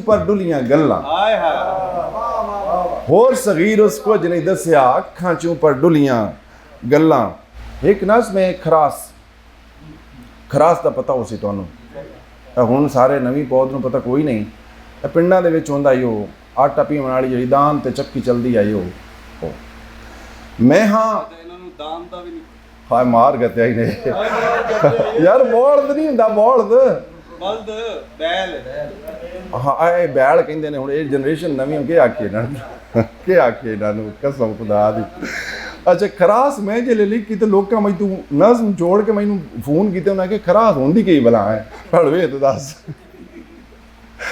मैंने चीमे आख्या कि यार तेरा शुक्रिया मैं कही शदा कि यार खरास मर गया ही मरदा पिया ही तो जिंदा कर छोड़िया मैंने ਹੁਣ ਆਰਗੈਨਿਕ ਆ ਗਿਆ ਨਾ हाँ जी ਹੁਣ ਦੁਬਾਰਾ ਜ਼ਿੰਦਾ ਹੋ ਰਿਹਾ इंशाल्लाह ਉਹ ਸਾਰੇ ਚੱਕੀਆਂ ਵਾਲੇ ਆਟੇ ਤੇ ਆ ਗਏ जी जी हाँ मैं हाँ विख्या है कि मैं हाँ अपने पिंड दे एक खरास ते जुत्तण वाला डग्गा ਹਾਏ ਹਾਏ मैं हाँ अपने पिंड दे एक खरास ते जुत्तण वाला डग्गा जिंदी किस्मत लोडे वेले कन्ना उत्ते मोटा कपड़ा बनया जाना कुछ जिंदी किस्मत लोडे वेले सरगी वेला लोडे वेले कन्ना उत्ते मोटा कपड़ा बनया जाना कुछ ना सुनना ਅੱਖੀਂ ਉੱਤੇ ਝਾੜ ਕੇ ਖੋਪੇ ਗੋਲ ਕਤਾਰੇ ਦੇ ਵਿੱਚ ਜਦ ਤਾਈਂ ਮਾਲਕ ਚਾਵੇ ਚੁੱਪ ਚਪੀਤੇ ਟੁਰਦੇ ਰਹਿਣ ਜਦ ਤਾਈਂ ਵਿਖਿਆ ਕਿ ਅੱਖੀਂ ਉੱਤੇ ਝਾੜ ਕੇ ਖੋਪੇ ਗੋਲ ਕਤਾਰੇ ਦੇ ਵਿੱਚ ਜਦ ਤਾਈਂ ਮਾਲਕ ਚਾਵੇ ਚੁੱਪ ਚਪੀਤੇ ਟੁਰਦੇ ਰਹਿਣਾ ਮੇਰੇ ਮੂੰਹ ਤੇ ਬੁੱਚਾ ਚੜਿਆ मेरे मुंह ते बुच्चा चढ़िया इसे पारू पुछ नहीं सकदा पुड़ खरास दा अगे नालों बारा क्या हुए मेरे मुंह ते बुच्चा चढ़िया ਪੁੜ ਖਰਾਸ ਦਾ मोहब्बता मेरे मुंह ते बुच्चा चढ़िया इसे पारू पुछ नहीं सकदा पुड़ खरास दा अगे नालों बारा क्यों है ਟਾਪੇ ਦੇ ਵਿੱਚ ਕਣਕ ਦੀ ਥਾਂ ਤੇ ਪੱਥਰ ਤੇ ਨਹੀਂ ਪੁੜ ਖਰਾਸ ਦਾ ਅੱਗੇ ਨਾਲੋਂ ਬਾਰਾ ਕਿਉਂ ਹੈ ਟਾਪਾ ਸਮਝਦੇ ਹੋ ਟਾਪੇ ਦੇ ਵਿੱਚ ਕਣਕ ਦੀ ਥਾਂ ਤੇ ਪੱਥਰ ਤੇ ਨਹੀਂ ਦਿਲ ਵਿੱਚ ਕੀਏ ਗੜਕਾਂ ਮਾਰ ਕੇ ਦੱਸ ਨਹੀਂ ਸਕਦਾ ਦਿਲ ਵਿੱਚ ਕੀਏ ਗੜਕਾਂ ਮਾਰ ਕੇ ਦੱਸ ਨਹੀਂ ਸਕਦਾ ਸੂਰਜ ਹੁੰਦਾ ਕਿਵੇਂ ਦਾ ਏ ਵੇਖ ਨਹੀਂ ਸਕਦਾ ਮਾਲਿਕ ਮੈਨੂੰ ਗਾਲੀ ਕੱਢੇ ਮਾਲਿਕ ਮੈਨੂੰ ਗਾਲੀ ਕੱਢੇ ਸੁਣ ਨਹੀਂ ਸਕਦਾ ਸੁਣ ਵੀ ਲਾਂ ਤੇ ਮਾਲਿਕ ਹੱਥੀਂ ਸੂਏ ਵਾਲੀ ਸੂਈ ਪਾਰੂ ਬੋਲ ਨਹੀਂ ਸਕਦਾ ਮੇਰੀ ਕਿਸਮਤ ਨੀਵੀਂ ਪਾ ਕੇ ਚੁੱਪ ਚੁਪੀਤੇ ਟੁਰਦੇ ਰਹਿਣਾ ਮੈਂ ਹਾਂ ਆਪਣੇ ਪਿੰਡ ਦੇ ਇੱਕ ਖਰਾਸ ਤੇ ਜੁੱਤਣ ਵਾਲਾ ਡੱਗਾ ਬਹੁਤ ਸ਼ੁਕਰੀਆ ਕੱਲ ਰਾਤੀ ਸੁਪਨੇ ਚ ਮੈਂ ਜਦੋਂ ਡਰਿਆ ਕੱਲ ਰਾਤੀ ਸੁਪਨੇ ਚ ਮੈਂ ਜਦੋਂ ਮਰਿਆ ਖਬਰ ਕੀ ਬਣੇਗਾ ਮੈਂ ਢੇਰ ਸਾਰਾ ਡਰਿਆ ਕੱਲ ਰਾਤੀ ਸੁਪਨੇ ਚ ਮੈਂ ਜਦੋਂ ਮਰਿਆ ਖਬਰ ਕੀ ਬਣੇਗਾ ਮੈਂ ਢੇਰ ਸਾਰਾ ਡਰਿਆ ਕਿਹੜਾ ਕੰਮ ਚੰਗਾ ਲੱਗਾ ਮੇਰੇ ਸੋਹਣੇ ਰੱਬ ਨੂੰ ਕਿਹੜਾ ਕੰਮ ਚੰਗਾ ਲੱਗਾ ਮੇਰੇ ਸੋਹਣੇ ਰੱਬ ਨੂੰ ਮੇਰੇ ਸੱਜੇ ਹੱਥ ਤੇ ਹਿਸਾਬ ਉਸ ਧਰਿਆ ਮੇਰੇ ਸੱਜੇ ਹੱਥ ਤੇ ਹਿਸਾਬ ਉਸ ਧਰਿਆ ਛਾਲਾਂ ਛਾਲਾਂ ਮਾਰਦਾ ਨੱਚਦਾ ਤੇ ਟੱਪਦਾ ਛਾਲਾਂ ਛਾਲਾਂ ਮਾਰਦਾ ਨੱਚਦਾ ਤੇ ਟੱਪਦਾ ਆਂਦੇ ਜਾਂਦੇ ਬੰਦਿਆਂ ਨੂੰ ਮੈਂ ਫਿਰਾਂ ਦੱਸਦਾ ਹੂਰਾਂ ਮੈਨੂੰ ਲੱਭੀਆਂ ਸੋਹਣੀਆਂ ਸੁਣਖੀਆਂ ਹੂਰਾਂ ਮੈਨੂੰ ਲੱਭੀਆਂ ਸੋਹਣੀਆਂ ਸੁਣਖੀਆਂ ਸੰਭ ਕੇ ਸਿੰਗਾਰ ਕੇ ਉਹ ਨਾਲ ਮੇਰੇ ਟੁਰੀਆਂ ਹੂਰਾਂ ਮੈਨੂੰ ਲੱਭੀਆਂ ਸੋਹਣੀਆਂ ਸੁਣਖੀਆਂ ਸੰਭ ਕੇ ਸਿੰਗਾਰ ਕੇ ਉਹ ਨਾਲ ਮੇਰੇ ਟੁਰੀਆਂ ਥੋੜਾ ਅੱਗੇ ਗਏ ਆ ਤਾਂ ਰਸ਼ ਲੱਗਾ ਹੋਇਆ ਸੀ ਥੋੜਾ ਅੱਗੇ ਗਏ ਆ ਤਾਂ ਰਸ਼ ਲੱਗਾ ਹੋਇਆ ਸੀ ਪੁਲਿਸ ਫਰਿਸ਼ਤੇ ਨੇ ਨਾਕਾ ਲਾਇਆ ਹੋਇਆ ਸੀ ਥੋੜਾ ਅੱਗੇ ਗਏ ਆ ਤਾਂ ਰਸ਼ ਲੱਗਾ ਹੋਇਆ ਸੀ ਪੁਲਿਸ ਫਰਿਸ਼ਤੇ ਨੇ ਨਾਕਾ ਲਾਇਆ ਹੋਇਆ ਸੀ ਵੇਰ ਕੇ ਮੈਂ ਪੁੱਛਿਆ ਤੂੰ ਰਾਹ ਕਾਹਨੂੰ ਡੱਕਿਆ ਇੱਥੇ ਕਿ ਤੂੰ ਆਇਆ ਤੂੰ ਲੁੱਚਿਆ ਲਫੰਗਿਆ ਇੱਥੇ ਵੇਰ ਕੇ ਮੈਂ ਪੁੱਛਿਆ ਤੂੰ ਰਾਹ ਕਾਹਨੂੰ ਡੱਕਿਆ ਇੱਥੇ ਕਿ ਤੂੰ ਆਇਆ ਤੂੰ ਲੁੱਚਿਆ ਲਫੰਗਿਆ ਟਿਕਟਾਂ ਮੈਂ ਜਨਤੀ ਵਿਖਾਈਆਂ ਕੋਲ ਜਾ ਕੇ ਨਾਲੇ ਕਿਹਾ ਵੇਖ ਮੇਰੇ ਨਾਂ ਨੂੰ ਵੀ ਨਿਜਾ ਕੇ ਕਹਿਣ ਲੱਗਾ ਕੀ ਦੱਸਾਂ ਮੇਰੀ ਮਜਬੂਰੀ ਏ ਉੱਤੋਂ ਆਰਡਰ ਆਇਆ ਰਾਹ ਡੱਕਣਾ ਜ਼ਰੂਰੀ ਏ ਕਹਿਣ ਲੱਗਾ ਕੀ ਦੱਸਾਂ ਮੇਰੀ ਮਜਬੂਰੀ ਏ ਉੱਤੋਂ ਆਰਡਰ ਆਇਆ ਰਾਹ ਡੱਕਣਾ ਜ਼ਰੂਰੀ ਏ ਇੱਕ ਵੱਡੇ ਦੋਜ਼ਖੀ ਨੇ ਹੁਣ ਇੱਥੋਂ ਟੱਪਣਾ इस लई लाजमी है रूट इत्थे लगना। बहुत शुक्रिया। इतना सारा वैसे लोग की बर्दाश्त नहीं करेंगे, तुसां किवें बर्दाश्त किया है? थोड़ी मुहब्बत मेरे नाल सारे सीनियर बैठे हैं, पंजाबी दे महान बैठे हैं, नसीर जी जनाब होरी और ढेर सारे होर पिछा सरकारां बैठियां मेरे।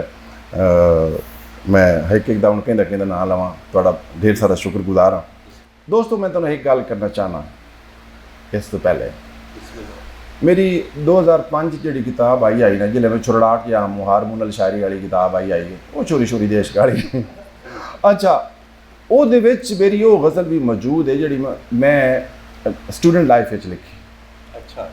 मेरी उर्दू किताब आई और यानी मैं 80s दे विच मैं शायरी करना उर्दू विच, लेकिन याद रखना जेड़े जज्बियां दा तुसी इजहार आपदी ज़बान च कर सकते हो, वो मैं ये मतलब ये हरगिज़ नहीं कि मैं कि दूसरी ज़बानां तो मैनू पसंद नहीं है। मैं मेरी इंग्लिश भी शायरी मौजूद है, सराइकी भी मौजूद है, पंजाबी, लेकिन मेरी जी वायरल हुई अफजल साहब जी शायरी मेरी वायरल हुई, लोगों जी पसंद की थी, वो पंजाबी आई।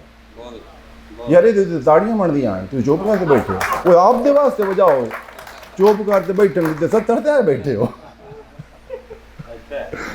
अच्छा खैर जिंदर माशाअल्लाह खुश रहो। साडा भी क्या है उनके, साडा किधरे नाम ही कोई नहीं, साडा किधरे नाम ही कोई नहीं, तेरी गल है ये कोई गल है। साडा किधरे नाम ही कोई नहीं, तेरी गल है ये कोई गल है। लोग आते तेन कावड़ क्यों चढ़ जाती, मैं कावड़ च लिखी आई। साडा किधरे नाम ही कोई नहीं, तेरी गल है ये कोई गल है। साडे सिर ते तेरी सारी बल्लो भल है ये कोई गल है। साडे सिर ते तेरी सारी बल्लो भल है ये कोई गल है। तैनू दिल दा मसला दसिया, तैनू दिल दा मसला दसिया, ये भी दसिया मसला तू है। तैनू दिल दा मसला दसिया, ये भी दसिया मसला तू है। तेरे वल्लों कोई तसल्ली ना कोई हल है ये कोई गल है। तेरे वल्लों कोई तसल्ली ना कोई हल है ये कोई गल है। साडे लई ना रहन नूं थां है, साडे लई ना रहन नूं थां है, ना कोई रोके ना कोई छां है। अगला मिसरा भी क्या है, साडे लई ना रहन नूं थां है, ना कोई रोके ना कोई छां है। भाई तेरा हर घर लगदा है जिवें ताज महल है ये कोई गल है। इन्ना चुरी लग्गियां दे कई घर होंदे ने, वो क्या है कि साडे लई ना रहन नूं थां है, ना कोई रोके ना कोई छां है। भाई तेरा हर घर लगदा है जिवें ताज महल है ये कोई गल है। ते लोकां नाल तू खेड़ हस्से, लोकां नाल तू खेड़ हस्से, खुशी मनावें रस्से वस्से।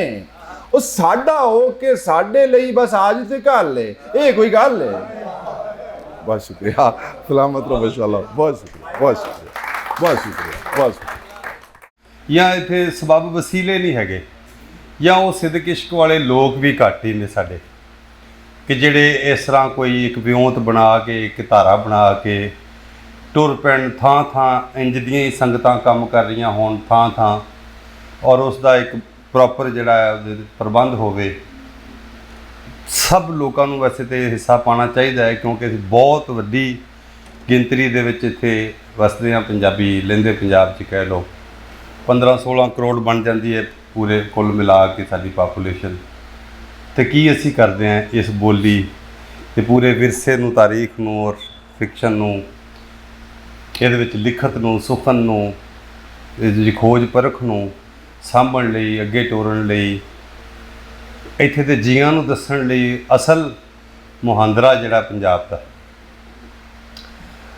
ਲਫ਼ਜ਼ ਮੁਹਾਂਦਰਾ ਮੇਰੇ ਮੂੰਹ 'ਚ ਆਇਆ ਅਤੇ ਮੁਹਾਂਦਰਾ ਹੀ ਮੈਂ ਅੱਜ ਤੁਹਾਨੂੰ ਸੁਣਾਉਣ ਲੱਗਾ। ਮੁਹਾਂਦਰਾ ਪੈਨ ਪਿਕਚਰ ਮੈਨੂੰ ਉਹਨੇ ਬੜਾ ਵਧੀਆ ਨੇ ਤਸਹੀਹ ਕੀਤੀ ਸੀ, ਆਪ ਤੇ ਆਇਆ ਨਹੀਂ, ਹੁਣ ਮੈਂ ਕਿਹਾ ਵੀ ਸੀ ਆ ਵੀ ਜਾਣਾ ਇਹਤਸ਼ਾਮ ਨੇ। ਅਸੀਂ ਇੱਕ ਰਿਟਨ ਸਕੈਚ ਕਹਿ ਲਓ ਜਾਂ ਉਹਨਾਂ ਦਾ ਇੱਕ ਜ਼ਾਇਚਾ, ਇੱਕ ਹਲਕਾ ਜਿਹਾ ਜਿਸ ਬੰਦੇ ਨੇ ਖਿੱਚਿਆ, ਉਹ ਬਲਵੰਤ ਗਾਰਗੀ ਹੈ, ਉਸਤਾਦ ਬੜੇ ਗੁਲਾਮ ਅਲੀ ਖਾਨ ਸਾਹਿਬ ਦਾ।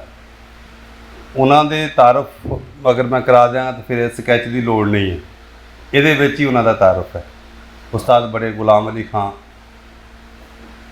ਕਿਹੋ ਜਿਹੇ ਗਾਇਕ ਸਨ, ਕਿਸ ਉਪਜ ਦੇ ਗਾਇਕ ਸਨ, ਔਰ ਉਹਨਾਂ ਦੀ ਕਿੰਨੀ ਰਿਆਜ਼ਤ ਸੀ ਔਰ ਕਿੰਨੀ ਕਹਿ ਲਓ ਕਿ ਵਸਅਤ ਸੀ ਉਹਨਾਂ ਦੇ ਗਾਣੇ 'ਚ। ਇਹ ਸਾਰਾ ਕੁਝ ਹੀ ਇਸ ਲੇਖ ਵਿੱਚ ਹੈ। ਇਹ ਲੇਖ ਜਿਹੜਾ ਮੈਂ ਤੁਹਾਡੇ ਰੂਬਰੂ ਕਰ ਰਿਹਾ, ਇਹ ਵੀ ਪੰਜਾਬੀ ਲਿਖਤ ਨੂੰ, ਪੰਜਾਬੀ ਫਿਕਸ਼ਨ ਨੂੰ ਅੱਗੇ ਪਹੁੰਚਾਉਣ ਤੋਰਨ ਵਾਲੀ ਗੱਲ ਹੈ। ਇਹਦੇ ਉੱਤੇ ਗੱਲ ਵੀ ਹੋ ਸਕਦੀ ਹੈ। ਮੇਰਾ ਮਨ ਸੀ ਕਿ ਅੱਜ ਮੈਂ ਸਾਰਿਆਂ ਨੂੰ, ਸੰਗੀਤ ਨਾਲ ਜੁੜੇ ਦੋਸਤਾਂ ਨੂੰ ਮੈਸੇजेस ਕੀਤੇ ਕਿ ਬਈ ਅੱਜ ਤੁਸੀਂ ਜ਼ਰੂਰ ਆਓ। ਤੇ ਉਹਨਾਂ 'ਚ ਇੱਕ ਜੀ ਜਿਹੜੇ ਸੰਗੀਤ ਦੇ ਆਰਗੇਨਾਈਜ਼ਰ ਨੇ ਔਰ ਪ੍ਰੋਗਰਾਮਸ ਕਰਦੇ ਨੇ, ਸੰਗੀਤ ਦੇ ਲਵਰ ਨੇ, ਆਪ ਵੀ ਸੰਗੀਤ ਨਾਲ ਬੜੀ ਗਹਿਰੀ ਜੁੜਤ ਰੱਖਦੇ ਨੇ, ਰਿਆਜ਼ ਸਾਹਿਬ, ਉਹ ਆਏ ਨੇ। ਉਹ ਮੈਨੂੰ ਉਹੀ 1.25 ਲੱਖ ਖਾਲਸੇ ਵਾਲਾ ਹੋ ਗਿਆ ਚੌਧਰੀ ਤੋਂ ਇਕੱਲਾ ਹੀ। ਤੇ ਬਾਕੀ ਕਿਉਂਕਿ ਇੱਕ ਉੱਘੇ ਰਾਈਟਰ ਦੀ ਤਹਿਰੀਰ ਹੈ ਔਰ ਇਹ 70s ਦੇ ਵਿੱਚ ਲਿਖੀ ਗਈ ਹੈ, ਅਰਲੀ 70s 'ਚ, ਕਿਉਂਕਿ 1968 ਦੇ ਵਿੱਚ ਮੇਰਾ ਖਿਆਲ ਹੈ ਉਸਤਾਦ ਬੜੇ ਗੁਲਾਮ ਅਲੀ ਖਾਨ ਸਾਹਿਬ ਇਸ ਦੁਨੀਆ ਤੋਂ ਟੁਰ ਗਏ ਨੇ। ਸੋ ਇਹਦੇ ਵਿੱਚ ਪੰਜਾਬੀ ਜੀ ਦੀ, ਪੰਜਾਬੀ ਗਾਇਕ ਦੀ ਵੱਡੀ ਉਪਜ ਦੀ ਗਾਇਕੀ ਨਾਲ ਦਾ ਨਜ਼ਾਰਾ ਜਿਹੜਾ ਹੈ, ਸਫ਼ਰ ਜਿਹੜਾ ਹੈ, ਉਹਦੀ ਕਥਾ ਹੈ। ਬਲਵੰਤ ਗਾਰਗੀ ਬਾਰੇ ਵੀ ਜਿਵੇਂ ਮੈਂ ਪਹਿਲੇ ਦੱਸਿਆ ਹੈ, ਉਹ ਸਾਡੇ ਸਾਬੇ ਸਦਾਰਤ ਜਨਾਬ ਜ਼ੁਬੈਰ ਅਹਿਮਦ ਸਾਹਿਬ, ਉਹ ਉਹਨਾਂ ਦੇ ਬਾਰੇ ਗੱਲ ਕਰਨਗੇ ਇਸ ਲੇਖ ਨੂੰ ਸੁਣਨ ਤੋਂ ਬਾਅਦ। ਔਰ ਇਸ ਲੇਖ ਦੇ ਹਵਾਲੇ ਨਾਲ ਜੇ ਕਿਸੇ ਦੇ ਕੋਲ ਸਵਾਲ ਵੀ ਹੋਏਗਾ ਤੇ ਉਹ ਸਾਬੇ ਸਦਾਰਤ ਨਾਲ ਹੀ ਹੋ ਸਕਦਾ ਹੈ, ਕਿਉਂਕਿ ਮੈਂ ਤਾਂ ਪੜ੍ਹ ਦੇਣਾ, ਮੈਂ ਤਾਂ ਕਿਸੇ ਦਾ ਲੇਖ ਪੜ੍ਹਨਾ, ਇਸ ਲਈ ਕਿ ਚਲੋ ਪੰਜਾਬੀ ਲਿਖਤ ਦਾ ਔਰ ਪੰਜਾਬੀ ਵੱਡੇ ਗੁਣੀ ਲੋਕਾਂ ਦਾ ਪਤਾ ਲੱਗੇ ਕਿ ਕਿਸ ਤਰ੍ਹਾਂ ਦੇ ਸਾਡੇ ਵਟਕੇ ਹੋਏ ਨੇ। ਬੜੇ ਗੁਲਾਮ ਅਲੀ ਖਾਨ ਲਾਹੌਰ ਦੇ ਰੰਗ ਮਹਿਲ ਮਿਸ਼ਨ ਸਕੂਲ ਵਿੱਚ ਪੜ੍ਹਿਆ। ਉਹ ਸ਼ਕਲ ਤੋਂ ਭਲਵਾਨ ਲੱਗਦਾ ਸੀ। ਉਹ ਗਾਉਂਦੇ ਤਾਂ ਪੱਥਰਾਂ ਵਿੱਚੋਂ ਪਾਣੀ ਸਿਮ ਪੈਂਦਾ ਸੀ।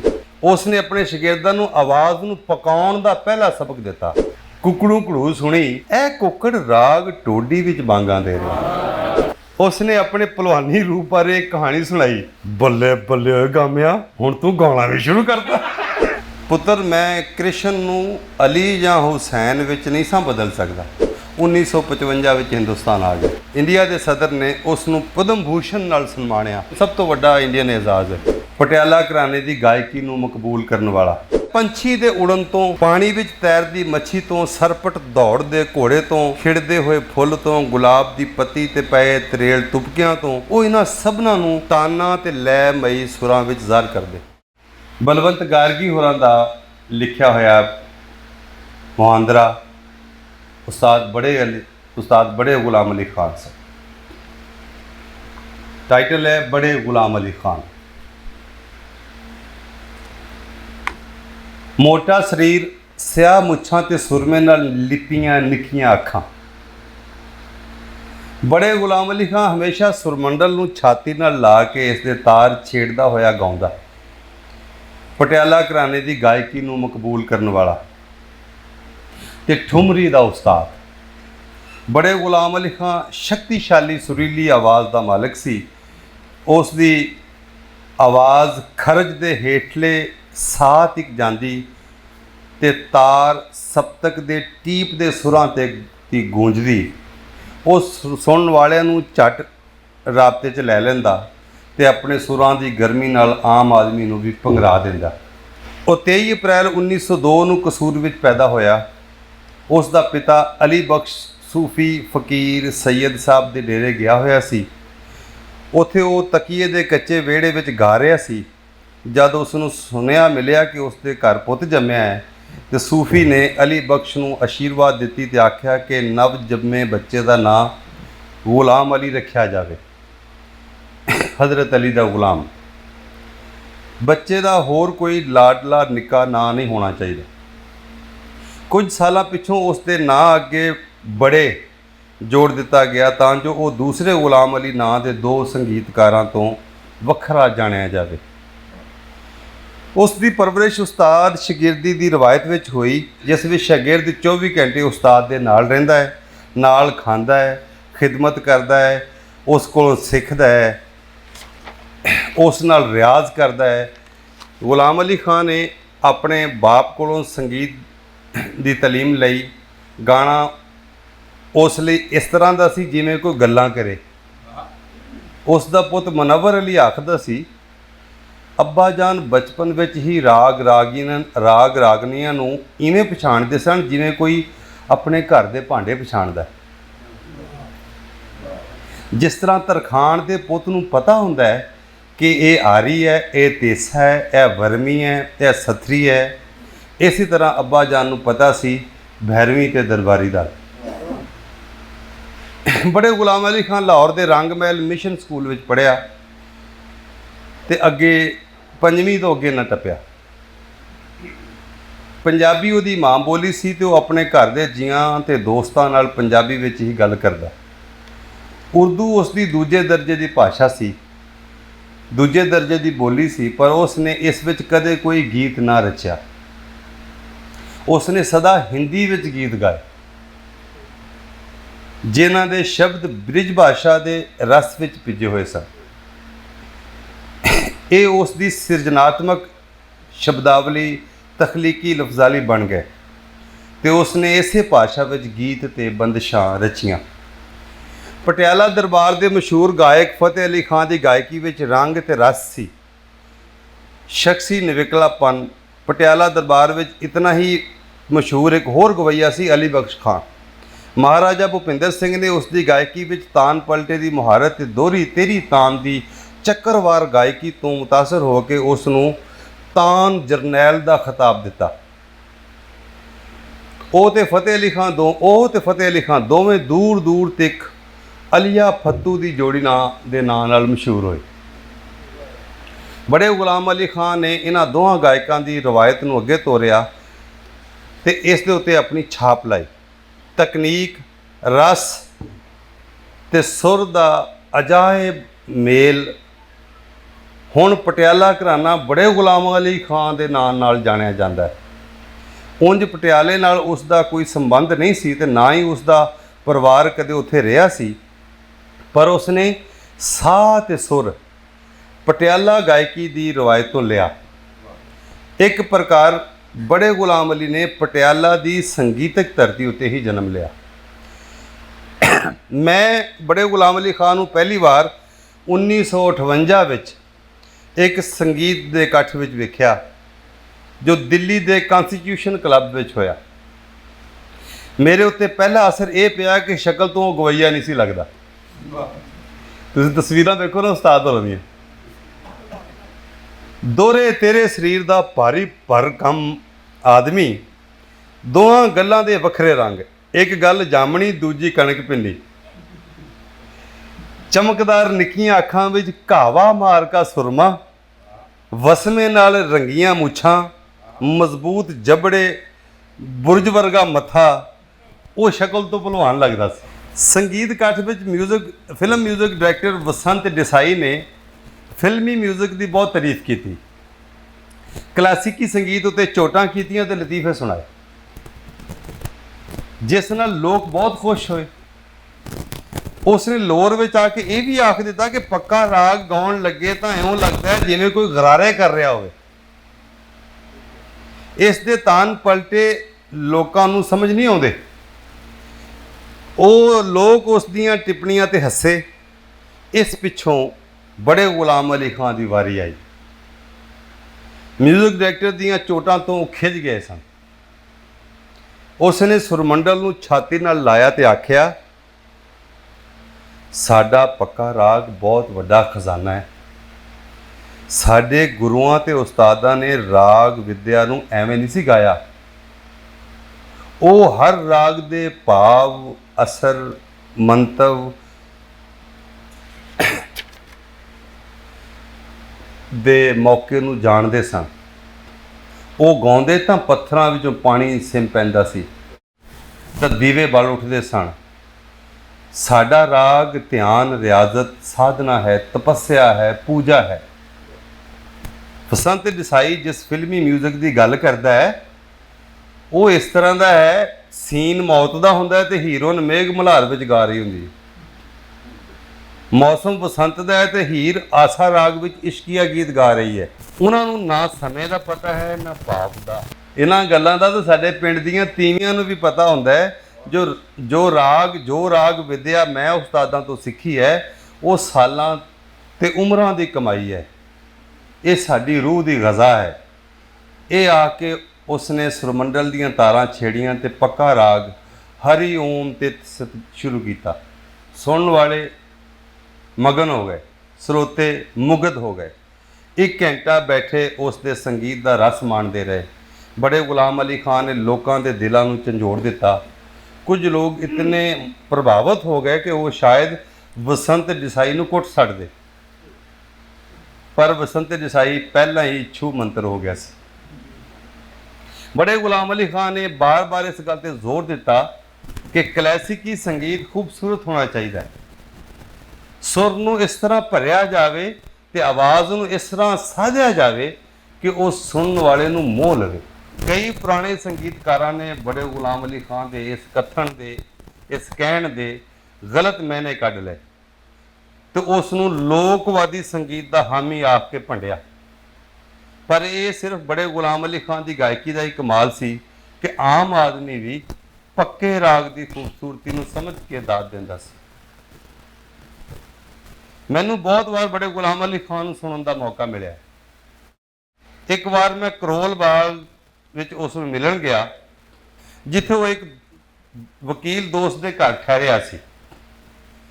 ਸ਼ਾਮ ਡੂੰਘੀ ਹੋ ਗਈ ਸੀ। ਜਦ ਮੈਂ ਕਮਰੇ ਵਿੱਚ ਦਾਖਲ ਹੋਇਆ, ਉਹ ਸੁਰਮੰਡਲ ਉੱਤੇ ਬੈਠਾ ਗੁਨਗੁਣਾ ਰਿਹਾ ਸੀ। ਉਸ ਦਾ ਪੁੱਤ, 3 ਸ਼ਾਗਿਰਦ ਵਕੀਲ ਹੇਠਾਂ ਦਰੀ ਉੱਤੇ ਬੈਠੇ ਸਨ। ਮੈਂ ਵੀ ਨਾਲ ਹੀ ਬੈਠ ਗਿਆ। ਇੱਕ ਨੌਕਰ ਭਾਫਾਂ ਛੱਡਦੀ ਬਿਰਿਆਨੀ ਤੇ ਗਰਮ-ਗਰਮ ਗੋਸ਼ਤ ਦਾ ਪਤੀਲਾ ਲੈ ਕੇ ਆਇਆ। ਪਲੇਟਾਂ ਵੀ ਆ ਗਈਆਂ। ਬੜੇ ਗੁਲਾਮ ਅਲੀ ਖਾਨ ਨੇ ਹੁਕਮ ਦਿੱਤਾ ਕਿ ਅਸੀਂ ਪਹਿਲਾਂ ਮੀਟ ਤੇ ਬਿਰਿਆਨੀ ਆਪਣੀਆਂ ਪਲੇਟਾਂ ਵਿੱਚ ਪਾਈਏ। ਉਸਨੇ ਸੁਰਮੰਡਲ ਇੱਕ ਪਾਸੇ ਰੱਖਿਆ, ਬਿਰਿਆਨੀ ਤੇ ਗੋਸ਼ਤ ਨਾਲ ਆਪਣੀ ਪਲੇਟ ਭਰਨ ਤੇ ਖਾਣ ਲੱਗਾ। ਪਲੇਟ ਭਰੀ ਤੇ ਖਾਣ ਲੱਗਾ। ਸੰਖੀ ਚੂਸਦਿਆਂ ਬੋਲਿਆ, ਹੋਰ ਖਾਓ, ਹੱਡੀ ਵਾਲਾ ਗੋਸ਼ਤ ਦਿਮਾਗ ਲਈ ਬਹੁਤ ਚੰਗਾ ਹੁੰਦਾ ਹੈ। ਖਾਣਾ ਬਹੁਤ ਲਜ਼ੀਜ਼ ਸੀ।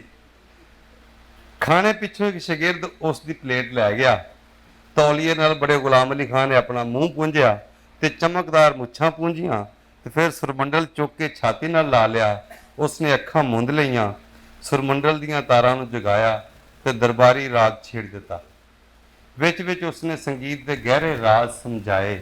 ਸੁਰ ਤੇ ਆਲਾਪ ਤੇ ਤਾਨ ਬਾਰੇ ਕਈ ਗੁੱਝੇ ਨੁਕਤੇ ਵੀ ਸੁਣਾਏ ਤੇ ਲਤੀਫੇ ਵੀ। ਉਹ ਆਖਣ ਲੱਗਾ, ਮੇਰੀ ਗਾਇਕੀ ਦਾ ਮਕਸਦ ਰੂਹਾਨੀ ਹੈ। ਜਿੰਨਾ ਮੈਂ ਲੋਕਾਂ ਨੂੰ ਦਿੰਦਾ ਹਾਂ, ਉਸ ਤੋਂ ਵੱਧ ਉਹ ਮੈਨੂੰ ਦਿੰਦੇ ਨੇ। ਮੈਂ ਗਾਉਂਦਾ ਹਾਂ ਤੇ ਮੇਰਾ ਗਾਣਾ ਲੋਕਾਂ ਦੀ ਆਤਮਾ ਨੂੰ ਟੁੰਬਦਾ ਹੈ। ਇਹੋ ਰੂਹਾਨੀ ਤਾਕਤ ਹੈ। 2 ਘੰਟੇ ਗਾਉਣ ਪਿੱਛੋਂ ਉਹ ਸੁਰਮੰਡਲ ਸਰਾਣੇ ਰੱਖਿਆ ਤੇ ਲੇਟ ਗਿਆ। ਰਾਤ ਦੇ 11 ਵਜੇ ਸਨ। ਅਸੀਂ ਲੀਡਰਾਂ, ਆਲਮੀ ਝਗੜਿਆਂ, ਨਵਿਆਂ ਨਾਟਕਾਂ ਤੇ ਫਿਲਮਾਂ ਬਾਰੇ ਗੱਲਾਂ ਕਰਨ ਲੱਗ ਪਏ। ਅੱਧ ਸੁੱਤਾ ਬੜੇ ਗੁਲਾਮ ਅਲੀ ਖਾਨ ਦਰਬਾਰੀ ਦੀ ਉਹੀ ਸਰਗਮ ਗੁਨਗੁਣਾ ਰਿਹਾ ਸੀ। ਉਹ ਆਖਦਾ ਸੀ, ਗਵਈਏ ਨੂੰ ਖੁੱਲੀ ਆਵਾਜ਼ ਵਿੱਚ ਗਾਣਾ ਚਾਹੀਦਾ। ਆਵਾਜ਼ ਧੁਨੀ ਤੋਂ ਨਿਕਲੇ, ਭਰਵੇਂ ਸੁਰ ਵਿੱਚ ਪੂਰੀ ਆਵਾਜ਼ ਨਿਕਲੇ। ਸੰਗਾਊ ਤੇ ਸ਼ਰਮੀਲੀ ਇੱਕੋ ਹੀ ਗੱਲ ਹੋਈ। ਆਵਾਜ਼ ਚੰਗੀ ਨਹੀਂ। ਆਵਾਜ਼ ਨੂੰ ਦਬਾ ਕੇ ਗਾਉਣਾ ਠੀਕ ਨਹੀਂ। ਉਸਨੇ ਆਪਣੇ ਸ਼ਾਗਿਰਦਾਂ ਨੂੰ ਆਵਾਜ਼ ਨੂੰ ਪਕਾਉਣ ਦਾ ਪਹਿਲਾ ਸਬਕ ਦਿੱਤਾ ਕਿ ਪਹਿਲਾਂ ਖਰਜ ਭਰਨਾ ਸਿੱਖੋ। ਆਵਾਜ਼ ਨੂੰ ਖਰਜ ਦੇ ਸਾਹ ਤੋਂ ਸ਼ੁਰੂ ਕਰਕੇ ਹੇਠਲੀ ਸਪਤਕ ਵਿੱਚ ਸਾਰੇ ਸੁਰਾਂ ਨੂੰ ਜਗਾਉਂਦੇ ਹੋਏ ਹੌਲੀ-ਹੌਲੀ ਹੇਠਲੇ ਸਾਹ ਤੱਕ ਪਹੁੰਚੋ ਤੇ ਆਵਾਜ਼ ਨੂੰ ਭਰਨਾ ਸਿੱਖੋ। ਆਵਾਜ਼ ਕੱਚੀ ਸੁਰਾਈ ਵਰਗੀ ਨਾ ਹੋਵੇ, ਸਗੋਂ ਆਵੇ ਵਿੱਚ ਪੱਕੇ ਹੋਏ ਘੜੇ ਵਰਗੀ ਹੋਵੇ। ਇਸ ਨੂੰ ਬਨਾਵਟੀ ਢੰਗ ਨਾਲ ਗਲੇ ਵਿੱਚੋਂ ਨਹੀਂ ਕੱਢਣਾ ਚਾਹੀਦਾ, ਸਗੋਂ ਆਵਾਜ਼ ਨੂੰ ਚੌਰਸ ਹੋਣਾ ਚਾਹੀਦਾ। ਉਸ ਨੇ ਖੁਦ ਭਿੰਨ ਤਾਨਾਂ, ਪਲਟਿਆਂ, ਤਾਲ, ਬਿੱਦ ਵੰਗੀਆਂ ਤੇ ਸੂਤਰਾਂ ਵਿੱਚ ਰਾਗ ਦੀ ਖਾਸ ਚਸ ਨੂੰ ਉਜਾਗਰ ਕੀਤਾ। ਪੱਕੇ ਰਾਗ ਦਾ ਧਨੀ, ਮੰਝੇ ਹੋਏ ਸੁਰ ਤੇ ਆਲਾਪ ਦਾ ਮਾਹਿਰ ਬੜੇ ਗੁਲਾਮ ਅਲੀ ਖਾਂ ਖਿਆਲ ਗਾਇਕੀ ਦਾ ਬਾਦਸ਼ਾਹ ਸੀ। ਉਸਨੇ ਦੱਸਿਆ ਆਵਾਜ਼ ਵਿੱਚ ਰੌਸ਼ਨੀ ਹੋਣੀ ਚਾਹੀਦੀ ਹੈ। ਹਾਏ, ਆਵਾਜ਼ ਵਿੱਚ ਰੌਸ਼ਨੀ ਹੋਣੀ ਚਾਹੀਦੀ ਹੈ। ਇੱਕ ਆਪ ਆ ਜੋ ਅਸੀਂ ਆਪਣੇ ਕੰਨਾਂ ਨਾਲ ਵੇਖ ਸਕਦੇ ਹਾਂ। ਅਸੀਂ ਆਵਾਜ਼ ਨੂੰ ਸਿਰਫ ਸੁਣਦੇ ਨਹੀਂ, ਇਸ ਨੂੰ ਵੇਖਦੇ ਵੀ ਹਾਂ। ਇਸ ਵਿੱਚ ਦਰਸ਼ਨੀ ਗੁਣ ਹੋਣਾ ਚਾਹੀਦਾ ਹੈ, ਤਖਲੀਕੀ ਗੁਣ ਹੋਣਾ ਚਾਹੀਦਾ ਹੈ। ਆਵਾਜ਼ ਨੂੰ ਰਿਆਜ਼ ਨਾਲ ਸਾਧਣਾ ਚਾਹੀਦਾ ਹੈ। ਆਵਾਜ਼ ਸਿਰਜਣਾ ਦਾ, ਤਖਲੀਕ ਦਾ ਸੋਮਾ ਹੈ। ਜਦੋਂ ਉਸਨੇ ਠੁਮਰੀ ਗਾਈ ਤਾਂ ਉਸਨੇ ਇਸ ਦਾ ਰੂਪ ਬਦਲ ਦਿੱਤਾ। ਠੁਮਰੀ ਵਿੱਚ ਆਮ ਤੌਰ ਤੇ ਲਚਕ ਤੇ ਸ਼ਿੰਗਾਰ ਦੀ ਕੋਮਲਤਾ ਹੁੰਦੀ ਹੈ, ਪਰ ਗੁਲਾਮ ਅਲੀ ਖਾਨ ਨੇ, ਬੜੇ ਗੁਲਾਮ ਅਲੀ ਖਾਨ ਨੇ ਇਸ ਵਿੱਚ ਆਪਣੇ ਨਿੱਜੀ ਅੰਦਾਜ਼ ਦਾ ਜਲਾਓ, ਗੰਭੀਰਤਾ ਤੇ ਭਾ ਭਰ ਦਿੱਤੀ, ਜਿਸ ਨਾਲ ਇਹ ਲੱਗਿਆ ਇਹ ਲਗਭਗ ਖਿਆਲ ਬਣ ਗਏ। ਮੁਨੱਵਰ ਅਲੀ ਖਾਨ ਆਖਦਾ ਹੈ, ਮੇਰੇ ਅੱਬੇ ਦੀ ਮਸ਼ਹੂਰ ਰਚਨਾ ਤਖਲੀਕ ਓਮ ਹਰੀ ਓਮ ਤਿਤ ਸਿਤ ਨੂੰ ਭਜਨ ਜਾਂ ਠੁਮਰੀ ਨਹੀਂ ਕਿਹਾ ਜਾ ਸਕਦਾ। ਵੱਧ ਤੋਂ ਵੱਧ ਇਸ ਨੂੰ ਬੜੇ ਗੁਲਾਮ ਅਲੀ ਖਾਨ ਦੀ ਬੰਦਿਸ਼ ਆਖਿਆ ਜਾ ਸਕਦਾ। ਉਹ ਹਰ ਸ਼ੈ ਨੂੰ ਸੰਗੀਤ ਦਾ ਰੂਪ ਦੇ ਦਿੰਦਾ ਸੀ, ਸੁਰਾਂ ਦਾ ਸੋਹਣਾ ਮੰਜ਼ਰ ਬਣਾ ਦਿੰਦਾ ਸੀ। ਇੱਕ ਵਾਰ ਇੱਕ ਕੁੱਕੜ ਸਵੇਰ ਸਾਰ ਬਾਂਗ ਦੇ ਰਿਹਾ ਸੀ। ਜਦੋਂ ਬੜੇ ਗੁਲਾਮ ਅਲੀ ਖਾਨ ਸਵੇਰ ਦੇ ਸ਼ਾਂਤ ਵਾਯੋ ਮੰਡਲ ਵਿੱਚ ਗੂੰਜਦੀ ਹੋਈ ਕੁੱਕੜੂ ਘੜੂ ਸੁਣੀ ਤਾਂ ਉਹ ਆਖਣ ਲੱਗਾ, ਇਹ ਕੁੱਕੜ ਰਾਗ ਟੋਡੀ ਵਿੱਚ ਬਾਂਗਾਂ ਦੇ ਰਿਹਾ। ਇਹ ਕੁੱਕੜ ਰਾਗ ਟੋਡੀ ਵਿੱਚ ਬਾਂਗਾਂ ਦੇ ਰਿਹਾ। ਇਸ ਦੇ ਸੁਰਾਂ ਨੂੰ ਸੁਣੋ, ਆਰੋਹੀ ਤੇ ਅਵਰੋਹੀ, ਸਾ ਸਾ ਸਾਰੇ ਮਾ ਪਾ ਧਾ ਪਾ, ਸਾਰੇ ਮਾ ਪਾ ਧਾ ਪਾ, ਧਾ ਪਾ ਮਾ ਪਾ ਧਾ ਮਾ ਪਾ ਗਾ ਰੇ ਸਾ। ਤਾਨ ਦੀ ਸਰਗਮ ਮੈਂ ਉਸ ਤਰ੍ਹਾਂ ਆਲਾਪ ਨਹੀਂ ਕਰ ਸਕਿਆ ਜਿਸ ਤਰ੍ਹਾਂ ਉਹ ਉਸ ਰਾਗ ਦੇ ਵਿੱਚ ਉਹ, ਕਿਉਂਕਿ ਮੈਂ ਉਸ ਦੀ ਵੰਡ ਕਰਕੇ ਉਹਦੀ ਆਵਾਜ਼, ਜਿਸ ਤਰ੍ਹਾਂ ਕੁੱਕੜ ਬੋਲਦਾ ਕੁੱਕੜੋਂ ਘੜੋਂ ਦੇ ਵਿੱਚ ਜਿਵੇਂ ਉਹਨੇ ਆਵਾਜ਼ ਕੱਢਦਾ ਹੈ, ਉਹ ਜਿਸ 'ਤੇ ਇਸ ਬੰਦਿਸ਼ ਦੇ ਬੋਲਾਂ ਵਾਂਗੂ ਆਵਾਜ਼ ਪੂਰੀ ਆ ਜਾਂਦੀ ਹੈ, ਸੌਰੀ ਰਾਗ ਟੋਡੀ ਦੇ, ਅਤੇ ਉਹ ਕੋਈ ਗਵਈਆ ਕਰ ਸਕਦਾ ਹੈ ਨੇਕ। ਲੇਕਿਨ ਉਹਨਾਂ ਨੇ ਉਹਦੀ ਪੂਰੀ ਵੰਡ ਜਿਹੜੀ ਨਾ ਉਹ ਲਿਖੀ ਹੋਈ। ਤਾਨ ਦੀ ਸਰਗਮ ਗਤੀ ਨੂੰ ਵਾਜ਼ੇ ਕਰਨ ਲਈ ਉਹ ਵਸਤੂਆਂ, ਸ਼ੈਵਾਂ ਤੇ ਵਕੂਆਂ ਦੀਆਂ ਮਿਸਾਲਾਂ ਦਿੰਦਾ। ਜੋ ਤਾਨ ਉੱਪਰ ਚੜ੍ਹਦੀ, ਚੱਕਰ ਕੱਟਦੀ ਤੇ ਅੰਤ ਵਿੱਚ ਠੀਕ ਸਮ ਉੱਤੇ ਡਿੱਗਦੀ ਹੈ। ਉਸ ਬਾਰੇ ਉਹ ਆਖਦਾ ਸੀ, ਮੈਂ ਸਰਕਸ ਵਿੱਚ ਬਾਜ਼ੀਗਰ ਨੂੰ ਵੇਖਿਆ, ਮੈਂ ਸਰਕਸ ਵਿੱਚ ਬਾਜ਼ੀਗਰ ਨੂੰ ਵੇਖਿਆ। ਉਸ ਨੇ ਚਾਕੂ ਨੂੰ ਹਵਾ ਵਿੱਚ ਉਛਾਲਿਆ ਤੇ ਜਦੋਂ ਉਹ ਚਾਕੂ ਘੁੰਮਦਾ ਹੋਇਆ ਹੇਠਾਂ ਡਿੱਗਿਆ ਤਾਂ ਉਸ ਨੇ ਇਸ ਨੂੰ ਦੰਦਾਂ ਵਿੱਚ ਲੈ ਲਿਆ। ਗਾਇਕ ਨੂੰ ਚਾਹੀਦਾ ਹੈ ਕਿ ਉਹ ਤਾਨ ਇਸ ਤਰ੍ਹਾਂ ਮਾਰੇ ਕਿ ਇਹ ਚਾਕੂ ਵਾਂਗ ਸਮ ਉੱਤੇ ਡਿੱਗੇ। ਇਹ ਹੀ ਕਮਾਲ ਹੈ ਸਾਧਨਾ ਤੇ ਸੁਰ ਦਾ। ਉਸ ਨੂੰ ਆਪਣੇ ਭਾਰੇ ਸਰੀਰ ਦਾ ਅਹਿਸਾਸ ਸੀ। ਉਸ ਨੇ ਆਪਣੇ ਭਲਵਾਨੀ ਰੂਪ ਬਾਰੇ ਇੱਕ ਕਹਾਣੀ ਸੁਣਾਈ। ਇੱਕ ਪੇਂਡੂ ਨਵੀਂ ਦਿੱਲੀ ਦੇ ਕਨਾਟ ਪਲੇਸ ਵਿੱਚ, ਕਨਾਟ ਪੈਲੇਸ ਵੀ ਕਹਿੰਦੇ ਨੇ, ਪਲੇਸ ਵੀ ਕਹਿੰਦੇ ਨੇ, ਉਸ ਦੇ ਕਨਾਟ ਪੈਲੇਸ ਵਿੱਚ ਘੁੰਮ ਰਿਹਾ ਸੀ। ਉਸ ਦੀ ਨਜ਼ਰ ਸ਼ੋਰੂਮ ਵਿੱਚ ਰੱਖੇ ਇੱਕ ਰਿਕਾਰਡ ਤੇ ਪਈ ਜਿਸ ਉੱਤੇ ਬੜੇ ਗੁਲਾਮ ਅਲੀ ਖਾਨ ਦੀ ਤਸਵੀਰ ਸੀ। ਭਾਰੇ ਚਿਹਰੇ ਤੇ ਕੁੰਡਲਦਾਰ ਸਿਆਹ ਮੁੱਛਾਂ ਵੱਲ ਵੇਖ ਕੇ ਪੇਂਡੂ ਨੇ ਆਖਿਆ, ਬੱਲੇ ਬੱਲੇ ਓਏ ਗਾਮਿਆ, ਹੁਣ ਤੂੰ ਗਾਉਣਾ ਵੀ ਸ਼ੁਰੂ ਕਰਤਾ। ਬੱਲੇ ਬੱਲੇ ਓ ਗਾਮਿਆ। ਅੱਛਾ, ਗਾਮਾ ਭਲਵਾਨ ਦੀ ਵੀ ਉਹੀ ਜੁੱਸਾ ਸੀ, ਬਿਲਕੁਲ ਸੇਮ ਹਾਈਟ ਸੀ ਉਹਦਾ। ਉਹ ਸੰਗੀਤ ਬਾਰੇ ਬੜੀਆਂ ਡੂੰਘੀਆਂ ਗੱਲਾਂ ਕਰਦਾ, ਉਹ ਸੰਗੀਤ ਬਾਰੇ ਬੜੀਆਂ ਡੂੰਘੀਆਂ ਗੱਲਾਂ ਕਰਦਾ। ਉਸ ਨੂੰ ਸੁਰ ਤੇ ਤਾਲ ਦੀ ਦੁਨੀਆ ਦਾ ਅਥਾਹ ਗਿਆਨ ਸੀ। ਕਦੇ ਕਦੇ ਉਹ ਹੌਕਾ ਭਰ ਕੇ ਆਖਦਾ, ਤੁਹਾਨੂੰ ਕੀ ਪਤਾ ਹੋਵੇ, ਮੈਂ ਕਿਹੜੇ ਵੱਡੇ ਵੱਡੇ ਉਸਤਾਦਾਂ ਨੂੰ ਸੁਣਿਆ, ਕਮਾਲ ਦਾ ਗਾਉਂਦੇ ਸਨ, ਕਮਾਲ ਦਾ, ਉਹ ਲੋਕ ਕਮਾਲ ਦਾ ਗਾਉਂਦੇ ਸਨ। ਮੈਂ ਕੀ ਆ ਉਹਨਾਂ ਅੱਗੇ, ਮੈਂ ਕੀ ਆ ਉਹਨਾਂ ਸਾਹਮਣੇ। ਮੈਂ ਤਾਂ ਬਸ ਉਹਨਾਂ ਦੇ ਨਕਸ਼ੇ ਕਦਮ ਉੱਤੇ ਚੱਲਣ ਦੀ ਕੋਸ਼ਿਸ਼ ਕਰ ਰਿਹਾ। ਇੱਕ ਵਾਰ ਕਿਸੇ ਸਿਆਣੇ ਨੇ ਉਸ ਤੋਂ ਪੁੱਛਿਆ ਕਿ ਕੀ ਉਸ ਨੂੰ ਪਿਕਾਸੋ ਦੀ ਕਲਾ ਬਾਰੇ ਕੁਝ ਪਤਾ ਹੈ? ਪਿਕਾਸੋ ਦੀ ਕਲਾ ਬਾਰੇ ਕੁਝ ਪਤਾ ਹੈ? ਬੜੇ ਗੁਲਾਮ ਅਲੀ ਖਾਨ ਨੇ ਫੌਰੀ ਜਵਾਬ ਦਿੱਤਾ ਕਿ ਪਿਕਾਸੋ ਨੂੰ ਮੇਰੀ ਗਾਇਕੀ ਦਾ ਪਤਾ।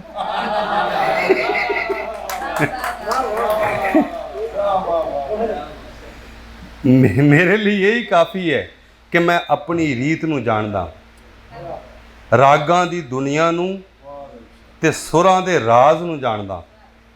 ਸੰਗੀਤ ਨੂੰ ਜਾਣਨਾ ਆਪਣੇ ਆਪ ਨੂੰ ਜਾਣਨਾ ਹੈ।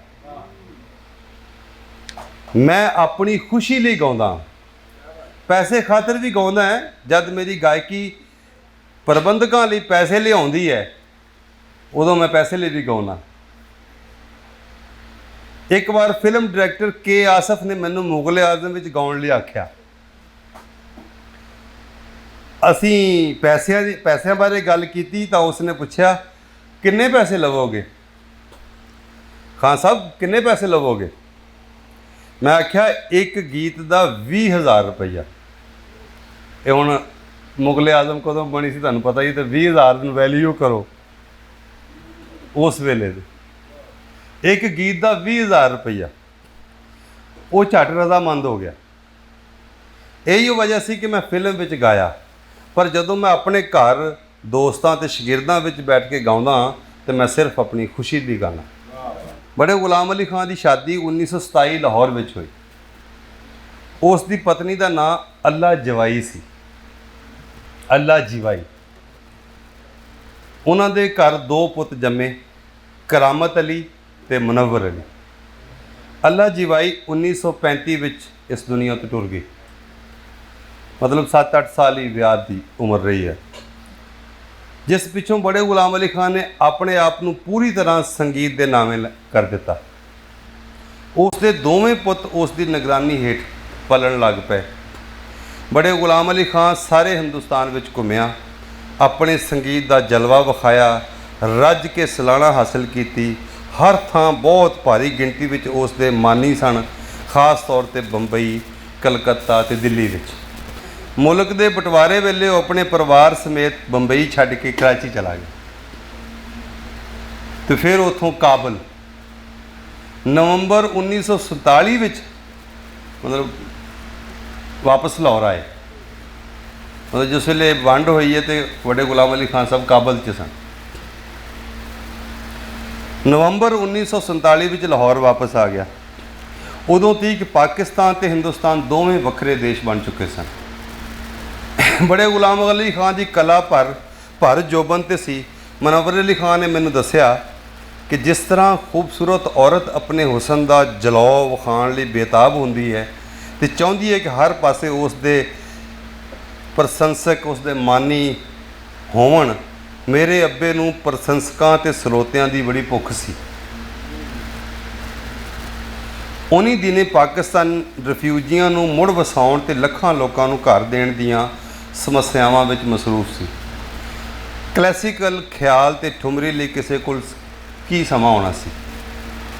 ਅੱਬਾ ਜੀ ਨੂੰ ਇਹ ਨਹੀਂ ਸੀ ਪਤਾ ਲੱਗਦਾ ਕਿ ਉਹ ਕਿੱਥੇ ਗਾਵੇ, ਆਪਣਾ ਸੰਗੀਤਕ ਖਜ਼ਾਨਾ ਕਿੱਥੇ ਪੇਸ਼ ਕਰੇ। ਅੱਛਾ, ਲਾਹੌਰ ਦੇ ਵਿੱਚ ਉਹਨਾਂ ਨਾਲ ਜੋ ਹੋਇਆ, ਜਿਸ ਗੱਲੋਂ ਦੁੱਖੋਂ ਛੱਡ ਕੇ ਗਏ, ਉਹਦੇ ਬਾਰੇ ਕਾਫੀ ਸਾਰੀਆਂ ਗੱਲਾਂ ਨੇ। ਉਹ ਹੋ ਸਕਦਾ ਇਕਬਾਲ ਕੈਸਰ ਸਾਹਿਬ ਬੈਠੇ ਨੇ ਜਾਂ ਸਾਡੇ ਜ਼ੁਬੈਰ ਸਾਹਿਬ ਬੈਠੇ ਨੇ, ਇਹ ਦੱਸਣ ਕਿ ਗੁਲਾਮ ਅਲੀ ਖਾਨ ਸਾਹਿਬ ਪਾਕਿਸਤਾਨ ਛੱਡ ਕੇ ਕਿਉਂ ਗਏ। ਬੜੇ ਗੁਲਾਮ ਅਲੀ ਖਾਨ, ਹਾਂ, ਉਹਨਾਂ ਨਾਲ ਕੋਈ ਬਦਸਲੂਕੀਆਂ ਵੀ ਹੋਈਆਂ, ਉਹਦਾ ਵੀ ਇੱਕ ਕਿੱਸਾ ਹੈ ਪੂਰਾ। ਉਹ ਲਾਹੌਰ ਵਿੱਚ ਹੀ ਰਿਹਾ।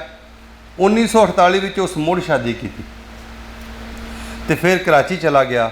ਦੋਵਾਂ ਸੱਭਿਆਚਾਰਕ ਰਾਜਧਾਨੀਆਂ ਵਿੱਚ ਉਸ ਦਾ ਚੱਕਰ ਲੱਗਦਾ ਰਿਹਾ। ਉਸ ਦੀ ਪੱਕੀ ਗਾਇਕੀ ਕ੍ਰਿਸ਼ਨ ਭਗਤੀ ਤੇ ਬ੍ਰਿਜ ਕਾਵ ਦੀ ਸੰਗੀਤਕਤਾ ਵਿੱਚ ਭਿੱਜੀ ਹੋਈ ਸੀ। ਇਹ ਕੱਟੜ ਇਸਲਾਮੀ ਖਿੱਤੇ ਵਿੱਚ ਭਰਵਾਂ ਹੁੰਗਾਰਾ ਨਾ ਪ੍ਰਾਪਤ ਕਰ ਸਕੀ। ਉਸ ਨੂੰ ਇਸ ਦੀ ਬੜੀ ਸਿੱਖ ਸੀ। ਉਸ ਨੇ ਹੋਕਾ ਭਰਿਆ ਤੇ ਮੁਨੱਵਰ ਨੂੰ ਆਖਣ ਲੱਗਾ, ਪੁੱਤਰ, ਮੈਂ ਕ੍ਰਿਸ਼ਨ ਨੂੰ ਅਲੀ ਜਾਂ ਹੁਸੈਨ ਵਿੱਚ ਨਹੀਂ ਸਾਂ ਬਦਲ ਸਕਦਾ।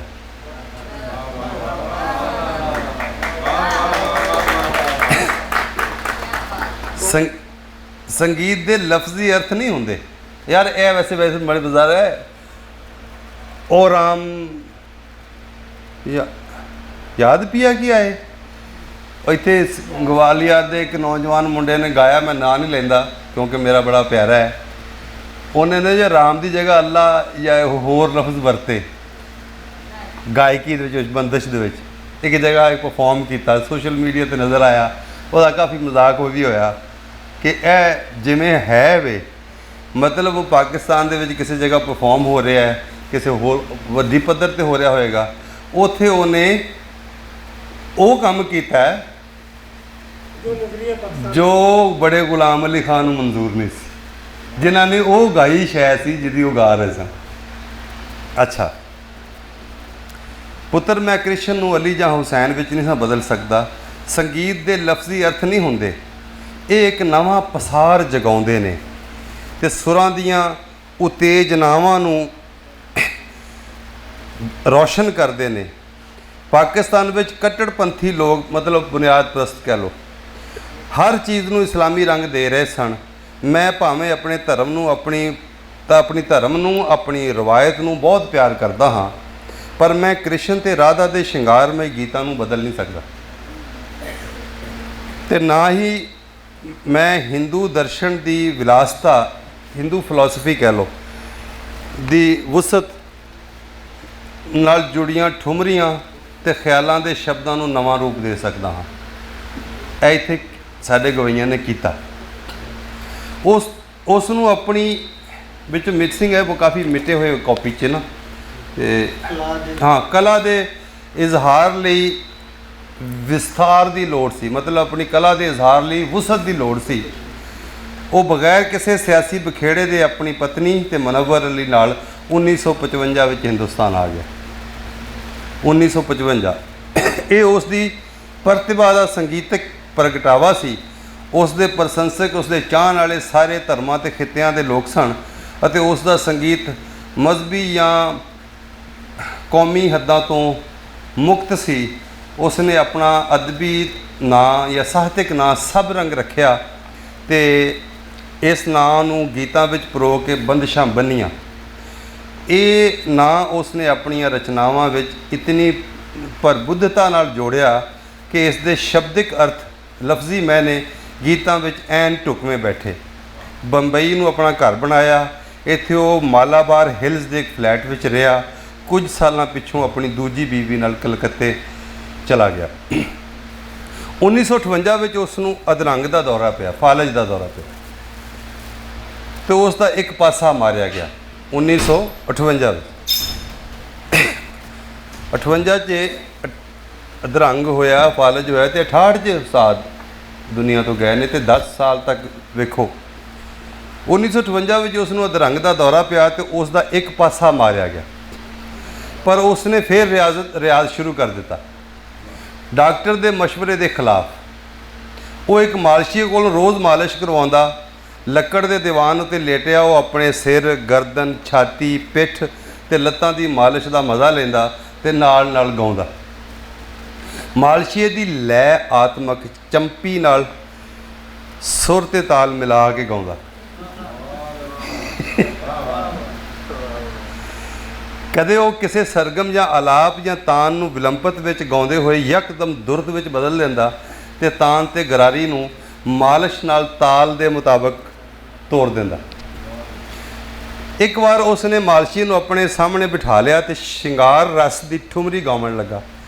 ਉਸ ਨੇ ਹੱਥਾਂ ਤੇ ਅੱਖਾਂ ਨਾਲ ਭਾਵ ਦੀ ਅਦਾਇਗੀ ਕੀਤੀ ਤੇ ਪਿਆਰ ਰਸ ਵਿੱਚ ਡੁੱਬੀ ਠੁਮਰੀ ਨੂੰ ਇਸ ਖੂਬਸੂਰਤੀ ਨਾਲ ਗਾਇਆ ਕਿ ਉਹ ਆਪਣੀ ਮਹਿਬੂਬਾ ਸਾਹਮਣੇ, ਜਿਵੇਂ ਉਹ ਆਪਣੀ ਮਹਿਬੂਬਾ ਸਾਹਮਣੇ ਬੈਠਾ ਗਾ ਰਿਹਾ ਹੋਵੇ। ਮਾਲਸ਼ੀਆ ਕੀ ਲਿਆ ਗਿਆ, ਬੈਠਾ ਸੁਣਦਾ ਰਿਹਾ ਤੇ ਬੜੇ ਗੁਲਾਮ ਅਲੀ ਖਾਂ ਪੇਚਦਾਰ ਤਾਨਾਂ ਪਲਟਿਆਂ ਨਾਲ ਆਪਣਾ ਸ਼ਿੰਗਾਰ ਭਾਵ ਜ਼ਾਹਿਰ ਕਰਨ ਵਿੱਚ ਗੁੰਮ ਸਨ। ਮਾਲਸ਼ੀਆ ਫਸੇ ਹੋਏ ਕਾਂ ਵਾਂਗ ਬੈਠਾ ਸੀ, ਨਾ ਉੱਠ ਸਕਦਾ ਸੀ, ਨਾ ਹਿਲ ਸਕਦਾ ਸੀ। ਬੜੇ ਗੁਲਾਮ ਅਲੀ ਖਾਂ ਤਾਂ ਮਾਲਸ਼ੀਏ ਦਾ ਸ਼ੁਕਰੀਆ ਅਦਾ ਕਰ ਰਿਹਾ ਸੀ ਤੇ ਠੁਮਰੀ ਉਸ ਦੇ ਹਿੱਤ ਭੇਂਟ ਕਰ ਰਿਹਾ ਸੀ। ਮਾਲਸ਼ੀਏ ਨੇ ਇਹੋ ਜਿਹੀ ਜਬਰੀ ਸੰਗੀਤਕ ਸਜ਼ਾ ਕਦੇ ਨਹੀਂ ਸੀ ਕੱਟੀ। ਜੇ ਕੋਈ ਤਬਲਚੀ ਆਉਂਦਾ ਤਾਂ ਉਹ ਉਸ ਨਾਲ ਸੰਗੀਤ ਦੀਆਂ ਲੈ ਬਿੱਧ ਵਣਗੀਆਂ, ਤਾਲਾਂ, ਤੋੜੇ ਤੇ ਉਹਨਾਂ ਦੀ ਮਾਤਰਾ ਵੰਡ ਬਾਰੇ ਗੱਲਾਂ ਕਰਦਾ। ਉਹ ਤਬਲਚੀ ਨੂੰ ਚੱਪ ਤਾਲ ਵਜਾਉਣ ਲਈ ਆਖਦਾ ਤੇ ਉਤਨੇ ਹੀ ਸਮੇਂ ਵਿੱਚ ਉਹ ਖੁਦ 3 ਤਾਲ ਦੀਆਂ 16 ਮਾਤਰਾ ਹੀ ਗਿਣਦਾ ਤੇ ਦੋਵੇਂ ਜਣੇ ਵੱਖ-ਵੱਖ ਤਾਲ ਚੱਕਰਾਂ ਨੂੰ ਇੱਕੋ ਵੇਲੇ ਸਮ ਤੇ ਆ ਡਿੱਗਦੇ। ਇਸ ਪ੍ਰਕਾਰ ਉਹ ਕਈ ਮਿਸ਼ਰਤ ਤਾਲ ਵਣਗੀਆਂ ਸਿਰਜਦਾ ਤੇ ਸਰੋਤਿਆਂ, ਸੁਣਨ ਵਾਲਿਆਂ ਤੇ ਵੇਖਣ ਵਾਲਿਆਂ ਨੂੰ ਚਕਰਿਤ ਕਰ ਦਿੰਦਾ। ਬਿਮਾਰੀ ਦੀ ਹਾਲਤ ਦੇ ਵਿੱਚ ਇੱਕ ਵਾਰ ਇੱਕ ਮਸ਼ਹੂਰ ਡਾਕਟਰ ਉਸ ਨੂੰ ਵੇਖਣ ਆਇਆ। ਡਾਕਟਰ ਨੇ ਸੋਚਿਆ ਕਿ ਉਹ ਬਿਸਤਰੇ ਵਿੱਚ ਆਪਣੇ ਫਾਲਜ ਦੇ ਮਾਰੇ ਕਿਸੇ ਮਰੀਜ਼ ਨੂੰ ਮਿਲੇਗਾ, ਪਰ ਉਸਨੇ ਬੜੇ ਗੁਲਾਮ ਅਲੀ ਖਾਨ ਨੂੰ ਤਖਤ ਪੋਸ਼ ਉੱਤੇ ਬੈਠੇ ਗਾਉਂਦੇ ਹੋਏ ਸੁਣਿਆ, ਗਾਉਂਦੇ ਹੋਏ ਵੇਖਿਆ। ਡਾਕਟਰ ਨੂੰ ਹੈਰਾਨੀ ਹੋਈ ਕਿ ਬੜੇ ਗੁਲਾਮ ਅਲੀ ਖਾਨ ਰਿਆਜ਼ ਕਰ ਰਿਹਾ ਸੀ, ਸ਼ਾਗਿਰਦਾਂ ਨੂੰ ਹਦਾਇਤਾਂ ਦੇ ਰਿਹਾ ਸੀ, ਤਾਨਾਂ ਤੇ ਰਾਗਨੀਆਂ ਦੇ ਮਹਿਨੇ ਸਮਝਾ ਰਿਹਾ ਸੀ। ਡਾਕਟਰ ਆਖਣ ਲੱਗਾ, ਇਹ ਕੀ? ਇਹ ਗੱਲ ਸੰਗੀਤਕ ਇਤਿਹਾਸ ਵਿੱਚ ਹੀ ਨਹੀਂ ਸਗੋਂ ਡਾਕਟਰੀ ਤਾਰੀਖ ਵਿੱਚ ਵੀ ਇੱਕ ਮਿਸਾਲ ਹੈ ਕਿ ਕਿਵੇਂ ਇੱਕ ਦ੍ਰਿੜ ਨਿਸ਼ਚੇ ਵਾਲਾ ਸੰਗੀਤਕਾਰ ਆਪਣੇ ਸਰੀਰ ਵਿੱਚ ਇੱਕ ਨਵੀਂ ਸ਼ਕਤੀ ਭਰ ਰਿਹਾ। ਫਾਲਜ ਦੇ ਦੌਰੇ ਕਾਰਨ ਉਸ ਦੇ ਚਿਹਰੇ ਦਾ ਇੱਕ ਪਾਸਾ ਵਿਗੜ ਗਿਆ ਸੀ ਤੇ ਜਿਸਮ ਦਾ ਅੱਧਾ ਹਿੱਸਾ ਨਿਸੱਤਾ ਹੋ ਗਿਆ ਸੀ, ਜਿਸ ਵਿੱਚ ਸੱਤ ਨਾ ਰਵੇ, ਤਾਕਤ ਨਾ ਰਵੇ। ਬੜੇ ਗੁਲਾਮ ਅਲੀ ਖਾਨ ਬੜੀ ਖੁਸ਼ੀ ਤੇ ਖੂਬੀ ਨਾਲ ਭਲੀ ਭਾਂਤ 10-12 ਸਾਲ ਆਪਣੀ ਕਲਾ ਦੀ ਜ਼ੋਰ ਵਿਖਾਉਂਦਾ ਰਿਹਾ। ਉਹ ਆਖਣ ਲੱਗਾ, ਉਹ ਡਾਕਟਰਾਂ ਦੀਆਂ ਗੱਲਾਂ ਤੇ ਨਾ ਜਾਓ, ਉਹ ਮੈਨੂੰ ਆਖਦੇ ਨੇ ਬਸ ਬਿਸਤਰੇ ਵਿੱਚ ਪਏ ਰਹੋ, ਆਰਾਮ ਕਰੋ। ਡਾਕਟਰ ਬਾਲਗਾ ਨੇ ਮੈਨੂੰ ਮਸ਼ਵਰਾ ਦਿੱਤਾ ਕਿ ਮੈਂ ਰਿਆਜ਼ ਨਾ ਕਰਾਂ। ਭਲਾ ਦੱਸੋ ਮੈਂ ਰਿਆਜ਼ ਕੀਤੇ ਬਿਨਾਂ ਕਿਵੇਂ ਰਹਿ ਸਕਦਾ? ਇਹ ਤਾਂ ਬਿਲਕੁਲ ਇਵੇਂ ਹੀ ਹੈ ਜਿਵੇਂ ਮੈਨੂੰ ਕੋਈ ਆਖੇ ਕਿ ਸਾਹ ਲੈਣਾ ਬੰਦ ਕਰ ਦੇ। ਰਿਆਜ਼ ਤਾਂ ਮੈਂ ਕਰਨਾ ਹੀ ਕਰਨਾ ਹੈ, ਇਹ ਮੇਰੀ ਜ਼ਿੰਦਗੀ ਹੈ। ਇੱਕ ਦਿਨ ਅਚਾਨਕ ਕਥਕ ਡਾਂਸਰ ਸ਼ੰਭੂ ਮਹਾਰਾਜ ਨੇ ਉਹਨਾਂ ਨੂੰ ਮਿਲਣ ਆ ਗਿਆ। ਬੜੇ ਗੁਲਾਮ ਅਲੀ ਖਾਨ ਨੇ ਉਸ ਨੂੰ ਖੁਸ਼ਾਮਦੀਦ ਆਖਿਆ। ਆਪਣੇ ਪੁਰਾਣੇ ਮਿੱਤਰ ਦੇ ਆਉਣ ਦੀ ਖੁਸ਼ੀ ਵਿੱਚ ਝੂਮ ਕੇ ਠੁਮਰੀ ਗਾਉਣ ਲੱਗਾ। ਜਦੋਂ ਗਾ ਰਿਹਾ ਸੀ ਤਾਂ ਸ਼ੰਭੂ ਮਹਾਰਾਜ ਨੇ ਆਪਣੀ ਨਿਤ ਦੀਆਂ ਮੁਦਰਾਵਾਂ ਤੇ ਭਾਵਾਂ ਦੁਆਰਾ ਰੂਪਮਾਨ ਸ਼ੁਰੂ ਕੀਤਾ। ਉਹ ਇੱਕ ਪ੍ਰਕਾਰ ਦੀ ਦੋ ਉਸਤਾਦਾਂ ਦੀ ਜੁਗਲਬੰਦੀ ਸੀ। ਦੋਵੇਂ ਜਜ਼ਬੇ ਨੂੰ ਉਭਾਰ ਰਹੇ ਸਨ ਤੇ ਸਿਖਰਾਂ ਤੇ ਪਹੁੰਚਾ ਰਹੇ ਸਨ। ਦੋਵਾਂ ਦਾ ਯਤਨ ਸੀ ਕਿ ਮਹਿਬੂਬ ਦੀ ਤਖਲੀਕੀ ਝਲਕ ਵਿੱਚ ਇੱਕ ਦੂਜੇ ਨੂੰ ਮਾਤ ਪਾਇਆ ਜਾਵੇ। ਇਹ ਸੰਗੀਤਕ ਜਨੂਨ ਜੇ ਕਿਸੇ ਮਾੜੇ ਮੋਟੇ ਸੰਗੀਤਕਾਰ ਵਿੱਚ ਹੁੰਦਾ ਤੇ ਲੋਕਾਂ ਨੇ ਉਸ ਨੂੰ ਸਿਰ ਫਿਰਿਆ ਆਖਣਾ ਸੀ, ਪਰ ਬੜੇ ਗੁਲਾਮ ਅਲੀ ਖਾਨ ਦੇ ਹਵਾਲੇ ਨਾਲ ਇਹ ਇੱਕ ਉੱਤਮ ਸੰਗੀਤਕ ਸਿਰਜਣਾ ਬਣ ਗਿਆ। ਇਹ ਜਨੂਨ ਉਸ ਉੱਤੇ ਇਤਨਾ ਹਾਵੀ ਸੀ ਕਿ ਦੰਦਾਂ ਨੂੰ ਬੁਰਸ਼ ਕਰਦਿਆਂ ਤੇ ਸ਼ੇਵ ਕਰਦਿਆਂ ਵੀ ਉਹ ਗਤੀ ਅਨੁਸਾਰ, ਚਾਲ ਅਨੁਸਾਰ ਕੋਈ ਰਾਗ ਨਹੀਂ ਗੁਣਗੁਣਾਉਂਦਾ। ਗੱਡੀ ਵਿੱਚ ਸਫ਼ਰ ਕਰਦਿਆਂ ਉਹ ਇਸ ਦੀ ਤੇਜ਼ ਰਫ਼ਤਾਰ ਤੇਜ਼ ਹੋਣ ਨਾਲ ਤਾਨ ਨੂੰ ਤੇਜ਼ ਕਰਦਾ। ਜਦੋਂ ਗੱਡੀ ਸਟੇਸ਼ਨ ਦੇ ਨੇੜੇ ਆਉਣ ਲੱਗਦੀ ਤੇ ਇਸ ਦੀ ਰਫ਼ਤਾਰ ਹੌਲੀ ਹੁੰਦੀ ਤਾਂ ਉਹ ਸਰਗਮ ਦੀ ਰਫ਼ਤਾਰ ਵੀ ਇਸੇ ਤਰ੍ਹਾਂ ਹੌਲੀ ਕਰਦਾ। ਇਹੋ ਜਿਹਾ ਖਬਤ ਕਈ ਵਾਰ ਉੱਤਮ ਕਲਾਕਾਰਾਂ ਵਿੱਚ ਵੇਖਿਆ ਜਾ ਸਕਦਾ ਹੈ। ਚੱਲਾ, ਖੂਬਸੂਰਤ, ਸੁੱਚਾ, ਸਾਧਨ ਤੇ ਸੁਪਨ। ਉਸ ਦੀ ਚਹੇਤੀ ਸ਼ਾਗਿਰਦ ਮਾਲਤੀ ਗਿਲਾਨੀ ਆਖਦੀ ਹੈ ਕਿ ਮੈਂ ਬੜੇ ਗੁਲਾਮ ਅਲੀ ਖਾਨ ਨੂੰ 1963 ਵਿੱਚ ਕਲਕੱਤੇ ਵਿੱਚ ਇੱਕ ਮਹਿਫਿਲ ਵਿੱਚ ਮਿਲੀ। ਗਾਣਾ ਖਤਮ ਹੋਣ ਤੇ ਖਾਨ ਸਾਹਿਬ ਨੇ ਮੇਰੇ ਵੱਲ ਉਦਾਰਤਾ ਨਾਲ ਵੇਖਿਆ, ਮਤਲਬ ਨੇਕ ਨਜ਼ਰ ਨਾਲ ਵੇਖਿਆ। ਉਹ ਬੜੇ ਖੁਸ਼ ਹੋਏ ਕਿ ਮੈਂ ਇੱਕ ਪੰਜਾਬੀ ਸਾਂ ਔਰ ਮੈਨੂੰ ਸੰਗੀਤ ਦਾ ਸ਼ੌਕ ਸੀ। ਉਹਨਾਂ ਨੇ ਮੈਨੂੰ ਆਪਣਾ ਪਤਾ ਦਿੱਤਾ। ਕੁਝ ਦਿਨਾਂ ਪਿੱਛੋਂ ਮੈਂ ਉਹਨਾਂ ਨੂੰ ਮਿਲਣ ਗਈ। ਉਹ ਕਮਰੇ ਵਿੱਚ ਤਖਤ ਪੋਸ਼ ਉੱਤੇ ਬੈਠੇ ਸਨ। ਉਹਨਾਂ ਦੇ ਬੰਗਾਲੀ ਸ਼ਾਗਿਰਦ ਵੀ ਹੇਠਾਂ ਦਰੀ ਉੱਤੇ ਬੈਠੇ ਸਨ। ਉਹਨਾਂ ਨੇ ਮੈਨੂੰ ਆਖਿਆ ਮੈਂ ਉਹਨਾਂ ਨੂੰ ਗਾ ਕੇ ਸੁਣਾਵਾਂ। ਮੈਂ ਗੰਧਰਵ ਮਹਾਵਿਦਿਆਲਾ ਇੱਕ ਇੰਸਟੀਟਿਊਸ਼ਨ ਹੈ ਜਿੱਥੋਂ ਸਿੱਖਿਆ। ਉਹਨਾਂ ਨੇ 5 ਸਾਲ ਕਲਾਸਿਕੀ ਸੰਗੀਤ ਸਿੱਖਿਆ। ਜੇ ਤੂੰ ਗਾਉਣਾ ਨਹੀਂ ਸਿੱਖਿਆ ਸੀ, ਇੱਕ ਪੱਕਾ ਰਾਗ ਗਾਇਆ। ਉੱਤੇ ਹੱਸ ਕੇ ਆਖਣ ਲੱਗੇ, ਪੁੱਤਰ ਇਹ ਕੋਈ ਸੰਗੀਤ ਨਹੀਂ। ਜਿਹਨੇ 5 ਸਾਲ ਮਹਾਵਿਦਿਆਲੇ ਤੋਂ ਸੰਗੀਤ ਦੇ ਤੋਂ ਤਾਲੀਮ ਲਈ ਤਾਂ ਕਹਿੰਦੇ ਪੁੱਤਰ ਇਹ ਸੰਗੀਤ, ਇਹ ਕੋਈ ਸੰਗੀਤ ਨਹੀਂ। ਜੇ ਤੂੰ ਗਾਉਣਾ ਚਾਹੁੰਦੀ ਹੈ ਤਾਂ ਤੈਨੂੰ ਠੀਕ ਤਰੀਕੇ ਨਾਲ ਗਾਉਣਾ ਸਿੱਖਣਾ ਚਾਹੀਦਾ ਹੈ। ਸੰਗੀਤ ਰਿਆਜ਼ ਮੰਗਦਾ ਹੈ, ਸਾਧਨਾ ਅਤੇ ਤਵੱਜੋ। ਮੈਂ ਉਹਨਾਂ ਨੂੰ ਬੇਨਤੀ ਕੀਤੀ ਕਿ ਉਹ ਮੈਨੂੰ ਰਾਗ ਵਿਦਿਆ ਸਿਖਾ ਦੇਣ, ਰਾਗ ਦੀ ਤਾਲੀਮ ਸਿਖਾ ਦੇਣ। ਉਹਨਾਂ ਆਖਿਆ ਪੁੱਤਰ ਮੈਂ ਤੈਨੂੰ ਨਹੀਂ ਸਿਖਾ ਸਕਦਾ, ਮੈਂ ਬਹੁਤ ਮਸਰੂਫ ਹਾਂ, ਕਈ ਵਾਰ ਮੈਂ ਲੰਮੇ ਸਫ਼ਰ ਉੱਤੇ ਜਾਂਦਾ ਹਾਂ, ਤੂੰ ਕਿਸੇ ਹੋਰ ਉਸਤਾਦ ਤੋਂ ਸਿੱਖ। ਇਹ ਬੜੀ ਮਿਹਨਤ ਦਾ ਕੰਮ ਹੈ। ਪਰ ਮੈਂ ਉਹਨਾਂ ਨੂੰ ਹੀ ਮਨ ਵਿੱਚ ਆਪਣਾ ਗੁਰੂ ਧਾਰ ਚੁੱਕੀ ਸਾਂ। ਇੱਕ ਦਿਨ ਮੈਂ ਆਪਣੀ ਮਾਂ ਨੂੰ ਨਾਲ ਲੈ ਕੇ ਖਾਨ ਸਾਹਿਬ ਕੋਲ ਗਈ। ਉਹਨਾਂ ਨੂੰ ਬੇਨਤੀ ਕੀਤੀ ਕਿ ਉਹ ਮੈਨੂੰ ਆਪਣੀ ਸ਼ਾਗਿਰਦੀ ਵਿੱਚ ਲੈ ਲੈਣ। ਸਾਡੇ ਮਜਬੂਰ ਕਰਨ ਤੇ ਉਹਨਾਂ ਨੇ ਮੇਰੀ ਅਰਜ਼ੀ ਕਬੂਲ ਕੀਤੀ।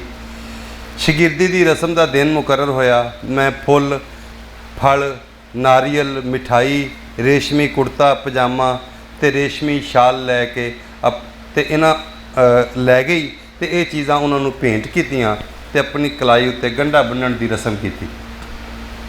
ਕੁਝ ਦੇਰ ਸੋਚ ਕੇ ਮਾਲਤੀ ਨੇ ਆਖਿਆ, ਜਦੋਂ ਖਾਨ ਸਾਹਿਬ ਉਦਾਸ ਹੁੰਦੇ ਸੀ ਤਾਂ ਅਸੀਂ ਕਾਰ ਵਿੱਚ ਘੁੰਮਣ ਲਈ ਨਿਕਲਦੇ। ਜਦੋਂ ਮੈਂ ਕਾਰ ਚਲਾ ਰਹੀ ਹੁੰਦੀ ਤਾਂ ਉਹ ਆਪਣੀਆਂ ਸੰਗੀਤਕ ਹਦਾਇਤਾਂ ਜਾਰੀ ਰੱਖਦੇ। ਉਹ ਆਖਦੇ, ਪੁੱਤਰ ਆਓ ਵੇਖ ਸਾਹਮਣੇ ਲਾਲ ਬੱਤੀ, ਤੂੰ ਇਸ ਹਿਸਾਬ ਨਾਲ ਬ੍ਰੇਕ ਲਾ ਕਿ ਕਾਰ ਐਨ ਚਿੱਟੀ ਲੀਕ ਦੇ ਨਿਸ਼ਾਨ ਤੇ ਜਾ ਕੇ ਰੁਕ ਜਾਵੇ। ਤੈਨੂੰ ਚਾਹੀਦਾ ਹੈ ਕਿ ਤਾਨ ਵੀ ਇਸ ਤਰ੍ਹਾਂ ਮਾਰੇ ਕਿ ਆਰੋਹੀ ਤੇ ਅਵਰੋਹੀ ਦੀਆਂ ਸਰਗਮਾਂ ਨੂੰ ਚੰਡ ਦੀ ਐਨ ਠੀਕ ਸਮ ਉੱਤੇ ਆ ਕੇ ਡਿੱਗੇ। ਜੇ ਮੈਂ ਸੜਕ ਦਾ ਮੋੜ ਕੱਟਦੇ ਹੋਏ ਕਾਰ ਨੂੰ ਮੋੜਦੀ ਤਾਂ ਉਹ ਆਖਦੇ, ਪੁੱਤਰ ਆਪਣੀ ਆਵਾਜ਼ ਨੂੰ ਵੀ ਗਲੇ ਵਿੱਚ ਇਸੇ ਖੂਬੀ ਨਾਲ ਮੋੜਿਆ ਕਰ। ਤੂੰ ਕਾਰ ਇੰਨੀ ਵਧੀਆ ਚਲਾਉਂਦੀ ਹੈ, ਹੈਰਾਨੀ ਦੀ ਗੱਲ ਹੈ ਕਿ ਤੂੰ ਵਧੀਆ ਗਾ ਕਿਉਂ ਨਹੀਂ ਸਕਦੀ। ਉਹਨਾਂ ਨੂੰ ਹਰ ਕੰਮ ਤੋਂ ਉਤਸ਼ਾਹ ਮਿਲਦਾ, ਪੰਛੀ ਦੇ ਉੜਨ ਤੋਂ ਜਜ਼ਬਾ ਮਿਲਦਾ, ਪਾਣੀ ਵਿੱਚ ਤੈਰਦੀ ਮੱਛੀ ਤੋਂ, ਸਰਪਟ ਦੌੜਦੇ ਘੋੜੇ ਤੋਂ, ਖਿੜਦੇ ਹੋਏ ਫੁੱਲ ਤੋਂ, ਗੁਲਾਬ ਦੀ ਪੱਤੀ ਤੇ ਪਏ ਤਰੇਲ ਤੁਪਕਿਆਂ ਤੋਂ। ਉਹ ਇਹਨਾਂ ਸਭਨਾਂ ਨੂੰ ਤਾਨਾਂ ਤੇ ਲੈਮਈ ਸੁਰਾਂ ਵਿੱਚ ਜ਼ਾਹਰ ਕਰਦੇ। ਬੜੇ ਗੁਲਾਮ ਅਲੀ ਖਾਨ ਦਾ ਸਮੁੱਚਾ ਜੀਵਨ ਸੰਗੀਤਕ ਸੀ ਤੇ ਇਸ ਨਾਲ ਜੁੜੇ ਹੋਏ ਸਾਰੇ ਤੱਤ, ਸਾਜ਼, ਲੈ, ਬੋਲ ਉਸ ਦੀ ਗਾਇਕੀ ਵਿੱਚ ਸਭ ਤੋਂ ਖਾਸ ਮੈਨੇ ਬੋਲ ਦੀ ਅਦਾਇਗੀ ਦੇ ਸਨ। ਕਿਸੇ ਨੂੰ ਕਿਸ ਤਰ੍ਹਾਂ ਸ਼ਬਦ ਨੂੰ, ਲਫ਼ਜ਼ ਨੂੰ ਕਿਸ ਤਰ੍ਹਾਂ ਲੰਮਾ ਕੀਤਾ ਜਾਵੇ, ਕਿਵੇਂ ਖਿੱਚਿਆ ਜਾਵੇ, ਕਿਵੇਂ ਇਸ ਵਿੱਚ ਜਜ਼ਬਾ ਭਰਿਆ ਜਾਵੇ। ਉਸ ਨੇ ਪੱਕੇ ਰਾਗ ਨੂੰ ਮਕਬੂਲ ਕੀਤਾ, ਕਲਾਸਿਕੀ ਰੂਹ ਨੂੰ ਬਰਕਰਾਰ ਰੱਖਦੇ ਹੋਏ ਆਪਣੇ ਸੰਗੀਤ ਨੂੰ ਖੂਬਸੂਰਤ, ਦਿਲਕਸ਼ ਤੇ ਸਜਰਾ ਬਣਾਇਆ। ਉਹ ਸੰਗੀਤ ਨੂੰ ਕਮਾਈ ਦਾ ਜ਼ਰੀਆ ਨਹੀਂ ਸੀ ਸਮਝਦਾ। ਉਹ ਆਖਦਾ ਸੀ ਕਿ ਮੈਂ ਪੈਸੇ ਕਮਾਉਣ ਦੀ ਖਾਤਰ ਗਾਉਂਦਾ ਨਹੀਂ, ਮੈਂ ਗਾਉਂਦਾ ਹਾਂ ਕਿਉਂਕਿ ਮੈਨੂੰ ਸੰਗੀਤ ਨਾਲ ਇਸ਼ਕ ਹੈ। ਇਹ ਅੱਲਾ ਦਾ ਫਜ਼ਲ ਹੈ, ਮੈਂ ਹੋਰ ਕੁਝ ਨਹੀਂ ਕਰ ਸਕਦਾ, ਮੈਂ ਸਿਰਫ ਗਾ ਸਕਦਾ। ਕਿਸੇ ਪ੍ਰੋਗਰਾਮ ਜਾਂ ਸੰਗੀਤ ਇਕੱਠ ਵਿੱਚ ਜਾਣਾ ਹੁੰਦਾ ਤਾਂ ਉਸ ਨੂੰ ਚਾਅ ਚੜ੍ਹ ਜਾਂਦਾ। ਸਵੇਰ ਤੋਂ ਹੀ ਉਹ ਤਿਆਰੀ ਕਰਨੀ ਸ਼ੁਰੂ ਕਰ ਦਿੰਦਾ। ਖਜ਼ਾਬ ਵਿੱਚ ਮਹਿੰਦੀ ਰਲਾ ਕੇ ਸਭ ਤੋਂ ਪਹਿਲਾਂ ਆਪਣੀਆਂ ਭੌਵਾਂ ਰੰਗਦਾ, ਫਿਰ ਮੁੱਛਾਂ ਤੇ ਅਖੀਰ ਵਿੱਚ ਸਿਰ ਦੇ ਥੋੜ੍ਹੇ ਜਿਹੇ ਵਾਲਾਂ ਨੂੰ ਚਮਕਾਉਂਦਾ, ਜਿਸ ਦੇ ਸੁਰਮਚੂ ਨਾਲ ਅੱਖਾਂ ਵਿੱਚ ਸੁਰਮਾ ਪਾਉਂਦਾ। ਉਸ ਦੇ ਸੱਜੇ ਹੱਥ ਦੀ ਉਂਗਲ ਵਿੱਚ ਸੋਨੇ ਦੀ ਮੁੰਦਰੀ ਪਾਈ ਹੁੰਦੀ ਸੀ, ਜਿਸ ਵਿੱਚ ਵੱਡਾ ਸਾਰਾ ਫਰੋਜ਼ਾ ਜੜਿਆ ਹੁੰਦਾ। ਉਹ ਕਮੀਜ਼ ਤੇ ਟੋਪੀ ਵਗੈਰਾ ਨਾਲ ਆਪਣੇ ਆਪ ਨੂੰ ਸ਼ਿੰਗਾਰਦਾ। ਕਈ ਵਾਰ ਕਿਸੇ ਖਾਸ ਰੰਗ ਦੀ ਟੋਪੀ ਲਈ ਮਚਲ ਜਾਂਦਾ। ਘਰ ਵਿੱਚ ਸਾਰੇ ਜਣੇ ਇਹ ਟੋਪੀ ਲੱਭ ਰਹੇ ਹੁੰਦੇ ਤੇ ਉਹ ਰੁੱਸ ਜਾਂਦਾ ਕਿ ਇਸ ਟੋਪੀ ਬਗੈਰ ਉਸਨੇ ਪ੍ਰੋਗਰਾਮ ਕਰਨ ਨਹੀਂ ਜਾਣਾ। ਅਖੀਰ ਟੋਪੀ ਮਿਲ ਜਾਂਦੀ ਤਾਂ ਉਹ ਇਸ ਠਾਠ ਨਾਲ ਪਹਿਨ ਕੇ ਖੇਡ ਉੱਠਦੇ। ਉਸ ਦੀ ਗਾਇਕੀ ਦੀ ਪ੍ਰਤਿਭਾ ਦੀ ਸ਼ਲਾਘਾ ਕਰਦਿਆਂ, ਉਸ ਦੀ ਗਾਇਕੀ ਦੀ ਉਪਜ ਨੂੰ ਮਾਣ ਦਿੰਦਿਆਂ ਰਾਸ਼ਟਰਪਤੀ ਇੰਡੀਆ ਦੇ ਸਦਰ ਨੇ ਉਸ ਨੂੰ ਪਦਮ ਭੂਸ਼ਣ ਨਾਲ ਸਨਮਾਨਿਆ। ਪਦਮ ਭੂਸ਼ਣ ਸਭ ਤੋਂ ਵੱਡਾ ਇੰਡੀਅਨ ਏਜ਼ਾਜ਼ ਹੈ। ਵਿਸ਼ਵ ਭਾਰਤੀ ਯੂਨੀਵਰਸਿਟੀ ਵੱਲੋਂ ਡੀ.ਲਿਟ ਦੀ ਡਿਗਰੀ ਤੇ ਸੰਗੀਤ ਨਾਟਕ ਅਕੈਡਮੀ ਵੱਲੋਂ ਹਿੰਦੁਸਤਾਨੀ ਮਿਊਜ਼ਿਕ ਦਾ ਐਵਾਰਡ ਮਿਲਿਆ। ਕਈ ਰਾਜਿਆਂ ਤੇ ਨਵਾਬਾਂ ਦੇ ਦਰਬਾਰਾਂ ਤੋਂ ਵੀ ਉਸ ਨੂੰ ਮਾਣ ਤੇ ਸਨਮਾਨ ਮਿਲਿਆ। ਆਖਰੀ ਪੇਜ ਹੈ। 1967 ਦੇ ਅਖੀਰ ਵਿੱਚ ਉਹ ਹੈਦਰਾਬਾਦ ਗਿਆ ਤੇ ਨਵਾਬ ਜ਼ਹੀਰ ਯਾਰ ਜੰਗ ਦੇ ਮਹੱਲ ਵਿੱਚ ਠਹਿਰਿਆ। ਇੱਥੇ ਉਸ ਨੂੰ ਦਿਲ ਦਾ ਦੌਰਾ ਪਿਆ। ਉਹ ਇਤਨਾ ਬਿਮਾਰ ਤੇ ਕਮਜ਼ੋਰ ਹੋ ਗਿਆ ਕਿ ਸਫ਼ਰ ਨਹੀਂ ਸੀ ਕਰ ਸਕਦਾ। ਨਵਾਬ ਯਾਰ ਜੰਗ ਦੇ ਮਹਿਲ ਦੇ ਇੱਕ ਕਮਰੇ ਵਿੱਚ ਉਸ ਦਾ ਇਲਾਜ ਹੋਣ ਲੱਗਾ। ਉਸ ਦੇ ਕਮਰੇ ਦੀਆਂ ਵੱਡੀਆਂ ਖਿੜਕੀਆਂ ਵਿੱਚੋਂ ਦੀ ਦਰਖਤਾਂ ਤੇ ਅਸਮਾਨ ਦਾ ਮੰਜ਼ਰ ਨਜ਼ਰ ਆਉਂਦਾ। ਉਸ ਦੇ ਸਰਹੱਦ ਦੀ ਕੰਧ ਉੱਤੇ ਚੁਗਤਾਈ ਦੀ ਬਣੀ ਹੋਈ ਕਿਸੇ ਔਰਤ ਦੀ ਪੇਂਟਿੰਗ ਟੰਗੀ ਹੋਈ ਸੀ। ਖਾਨ ਸਾਹਿਬ ਦਾ ਜਿਗਰ ਵੱਧ ਗਿਆ ਸੀ, ਇਸ ਲਈ ਉਹ ਸਿੱਧਾ ਨਹੀਂ ਸੀ ਲੇਟ ਸਕਦਾ, ਸਗੋਂ ਵੱਡੇ ਤਕੀਏ ਦਾ ਢਾਸਣਾ ਲਾ ਕੇ ਲੇਟਣਾ ਪੈਂਦਾ ਸੀ। ਪੀੜ ਦੀ ਹਾਲਤ ਵਿੱਚ ਉਹ ਸੌਂ ਨਹੀਂ ਸੀ ਸਕਦਾ। ਬਿਜਲੀ ਦਾ ਪੁਰਾਣਾ ਪੱਖਾ ਘੂੰ ਘੂੰ ਦੀ ਆਵਾਜ਼ ਕਰਦਾ ਸੀ। ਬੜੇ ਗੁਲਾਮ ਅਲੀ ਖਾਨ ਨੂੰ ਇਹ ਘੂੰ ਘੂੰ ਤੰਬੂਰੇ ਦੇ ਸੁਰ ਵਾਂਗ ਜਾਪਦੀ, ਉਹ ਇਸ ਨੂੰ ਸਾ ਮੰਨ ਕੇ ਆਵਾਜ਼ ਰਲਾਉਂਦਾ ਤੇ ਕਈ ਘੰਟੇ ਟੋਡੀ ਜਾਂ ਭੇਰ ਵੀ ਗੁਣਗੁਣਾਉਂਦਾ ਰਹਿੰਦਾ। ਨਵਾਬ ਦੇ ਮਹਿਲ ਦਾ ਇਹ ਕੈਦੀ, ਇਹ ਮਹਾਨ ਸੰਗੀਤਕਾਰ, ਇਹ ਪਟਿਆਲਾ ਘਰਾਣੇ ਦੀ ਗਾਇਕੀ ਦਾ ਅਜ਼ੀਮ ਗਵਈਆ ਐਸੇ ਹਾਲਤ ਵਿੱਚ ਕਈ ਮਹੀਨੇ ਉੱਥੇ ਪਿਆ ਰਿਹਾ। ਉਸ ਦੀ ਆਜ਼ਾਦ ਤਬੀਅਤ ਦੀ ਪਰਵਾਜ਼ ਇਸ ਹਾਲਤ ਵਿੱਚ ਵੀ ਸੰਗੀਤ ਦੇ ਖੂਬਸੂਰਤ ਸੁਰ ਮਹਿਲ ਖੜੇ ਕਰਦੀ ਰਹੀ ਤੇ ਫਜ਼ਾ ਵਿੱਚ ਰਾਗ ਰਾਗਨੀਆਂ ਦਾ ਟੂਣਾ ਫੂਕਦੀ ਰਹੀ। ਆਖਰ 28 ਅਪ੍ਰੈਲ 1968 ਦੀ ਸਵੇਰ ਨੂੰ ਉਹ ਬੇਹੋਸ਼ ਹੋ ਗਿਆ ਤੇ ਸਾਰਾ ਦਿਨ ਇਸ ਹਾਲਤ ਵਿੱਚ ਪਿਆ ਰਿਹਾ। ਰਾਤ ਦੇ 10:15 ਵਜੇ ਉਸਨੇ ਆਪਣੇ ਪ੍ਰਾਣ ਤਿਆਗ ਦਿੱਤੇ, ਆਪਣਾ ਜਿਸਮ ਚੋਂ ਰੂਹ ਨਿਕਲ ਗਈ। ਮੁਨੱਵਰ ਅਲੀ ਖਾਂ ਉਹਨਾਂ ਦਾ ਪੁੱਤਰ, ਜੋ ਉਸ ਵੇਲੇ ਉਹਨਾਂ ਦੇ ਸਰਾਣੇ ਬੈਠਾ ਸੀ, ਉਹ ਆਖਦਾ ਸੀ, ਮੇਰੇ ਅੱਬਾ ਆਖਰੀ ਵਕਤ ਮਾਲ ਕੌਂਸ ਦਾ ਅਲਾਪ ਕਰ ਰਹੇ ਸਨ।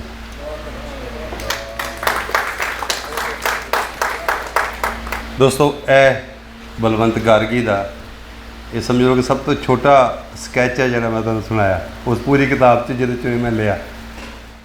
ਤੇ ਗਾਰਗੀ ਦੇ ਹੋਰ ਵੀ ਬੜੇ ਵਧੀਆ ਲੇਖ ਨੇ, ਇਹ ਤੁਸੀਂ ਸੁਣਿਆ। ਉਸ ਦੇ ਹਵਾਲੇ ਨਾਲ ਕੋਈ ਵੀ ਗੱਲ ਕਰ ਸਕਦਾ ਹੈ ਔਰ ਉਸ ਗੱਲ ਦਾ ਕੋਈ ਵੀ ਜਵਾਬ ਦੇ ਸਕਦਾ ਹੈ। ਸਾਬੇ ਸਦਾਰਤ ਦੀ ਇਜਾਜ਼ਤ ਦੇ ਨਾਲ ਸਾਬੇ ਸਦਾਰਤ ਵੀ ਉੱਤੇ ਗੱਲ ਕਰ ਸਕਦੇ ਨੇ।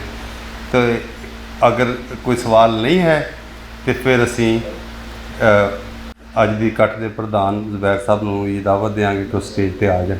ਬਲਕਿ ਮੈਂ ਚਾਹਾਂਗਾ ਕਿ ਉਹ ਸਟੇਜ 'ਤੇ ਆ ਜਾਣ, ਸਵਾਲ ਵੀ ਇੱਥੋਂ ਲੈਣ ਤੋਂ ਅੱਗੋਂ ਆਪਣੇ ਵਿਚਾਰ ਵੀ ਸਾਡੇ ਨਾਲ ਸਾਂਝੇ ਕਰਨ।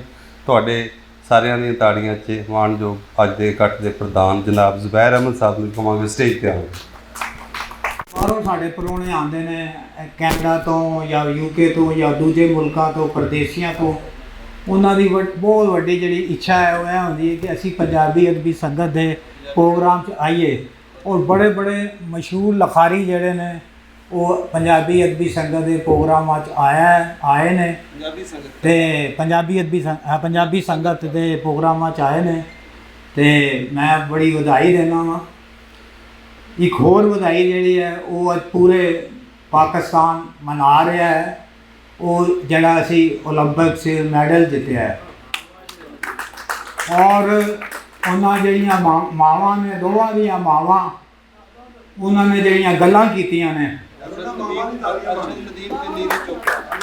ਅਰਸ਼ਦ ਨਦੀਮ ਔਰ ਨੀਰਜ ਚੋਪੜਾ ਦੀਆਂ ਜਿਹੜੀਆਂ ਮਾਵਾਂ ਨੇ ਗੱਲਾਂ ਕੀਤੀਆਂ ਨੇ, ਉਹ ਪਾਕਿਸਤਾਨ ਦੀ ਰਿਆਸਤ ਔਰ ਹਿੰਦੁਸਤਾਨ ਦੀ ਰਿਆਸਤ ਦੇ ਮੂੰਹ 'ਤੇ ਚਪੇੜਾਂ ਨੇ ਕਿ ਉਹ ਰਿਆਸਤਾਂ ਜਿਹੜੀਆਂ ਨੇ ਉਹ ਲੜ ਰਹੀਆਂ ਨੇ, ਲੋਕੀ ਨਹੀਂ ਲੜ ਰਹੇ। ਔਰ ਓਲੰਪਿਕਸ ਦੇ ਵਿੱਚ 2 ਕੰਪੀਟੀਟਰ ਨੇ, ਇੱਕ ਪਹਿਲਾ ਇੱਕ ਦੂਜਾ, ਔਰ ਦੋਵਾਂ 'ਚ ਕੋਈ ਨਫ਼ਰਤ ਨਹੀਂ। ਇਸ ਤੋਂ ਸੋਹਣੀ ਗੱਲ ਕੀ ਹੋ ਸਕਦੀ ਹੈ?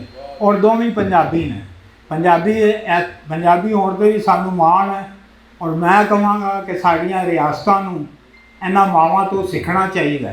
ਇਹ ਸਿਆਸਤਦਾਨਾਂ ਤੋਂ ਵੀ ਬਹੁਤ ਵੱਡੇ ਜਾਂ ਸਿਆਸਤਦਾਨ ਨੇ, ਔਰ ਜਿਹੋ ਜਿਹੀਆਂ ਗੱਲਾਂ ਕਰ ਰਹੀਆਂ ਨੇ ਉਹ ਅਸੀਂ ਉਹਨਾਂ ਨੂੰ ਰੱਖੀਏ। ਇੱਕ ਦੋ ਗੱਲਾਂ ਮੈਂ ਵੱਡੇ ਗੁਲਾਮ ਅਲੀ ਖਾਂ, ਅਸੀਂ ਵੱਡੇ ਗੁਲਾਮ ਅਲੀ ਵੀ ਕਹਿੰਦੇ ਹਾਂ ਅਤੇ ਵੱਡੇ ਵੀ ਕਹਿੰਦੇ ਹਾਂ ਅਤੇ ਵੱਡੇ ਵੀ ਕਹਿੰਦੇ ਹਾਂ, ਬੜੇ ਵੀ ਕਹਿੰਦੇ ਹਾਂ।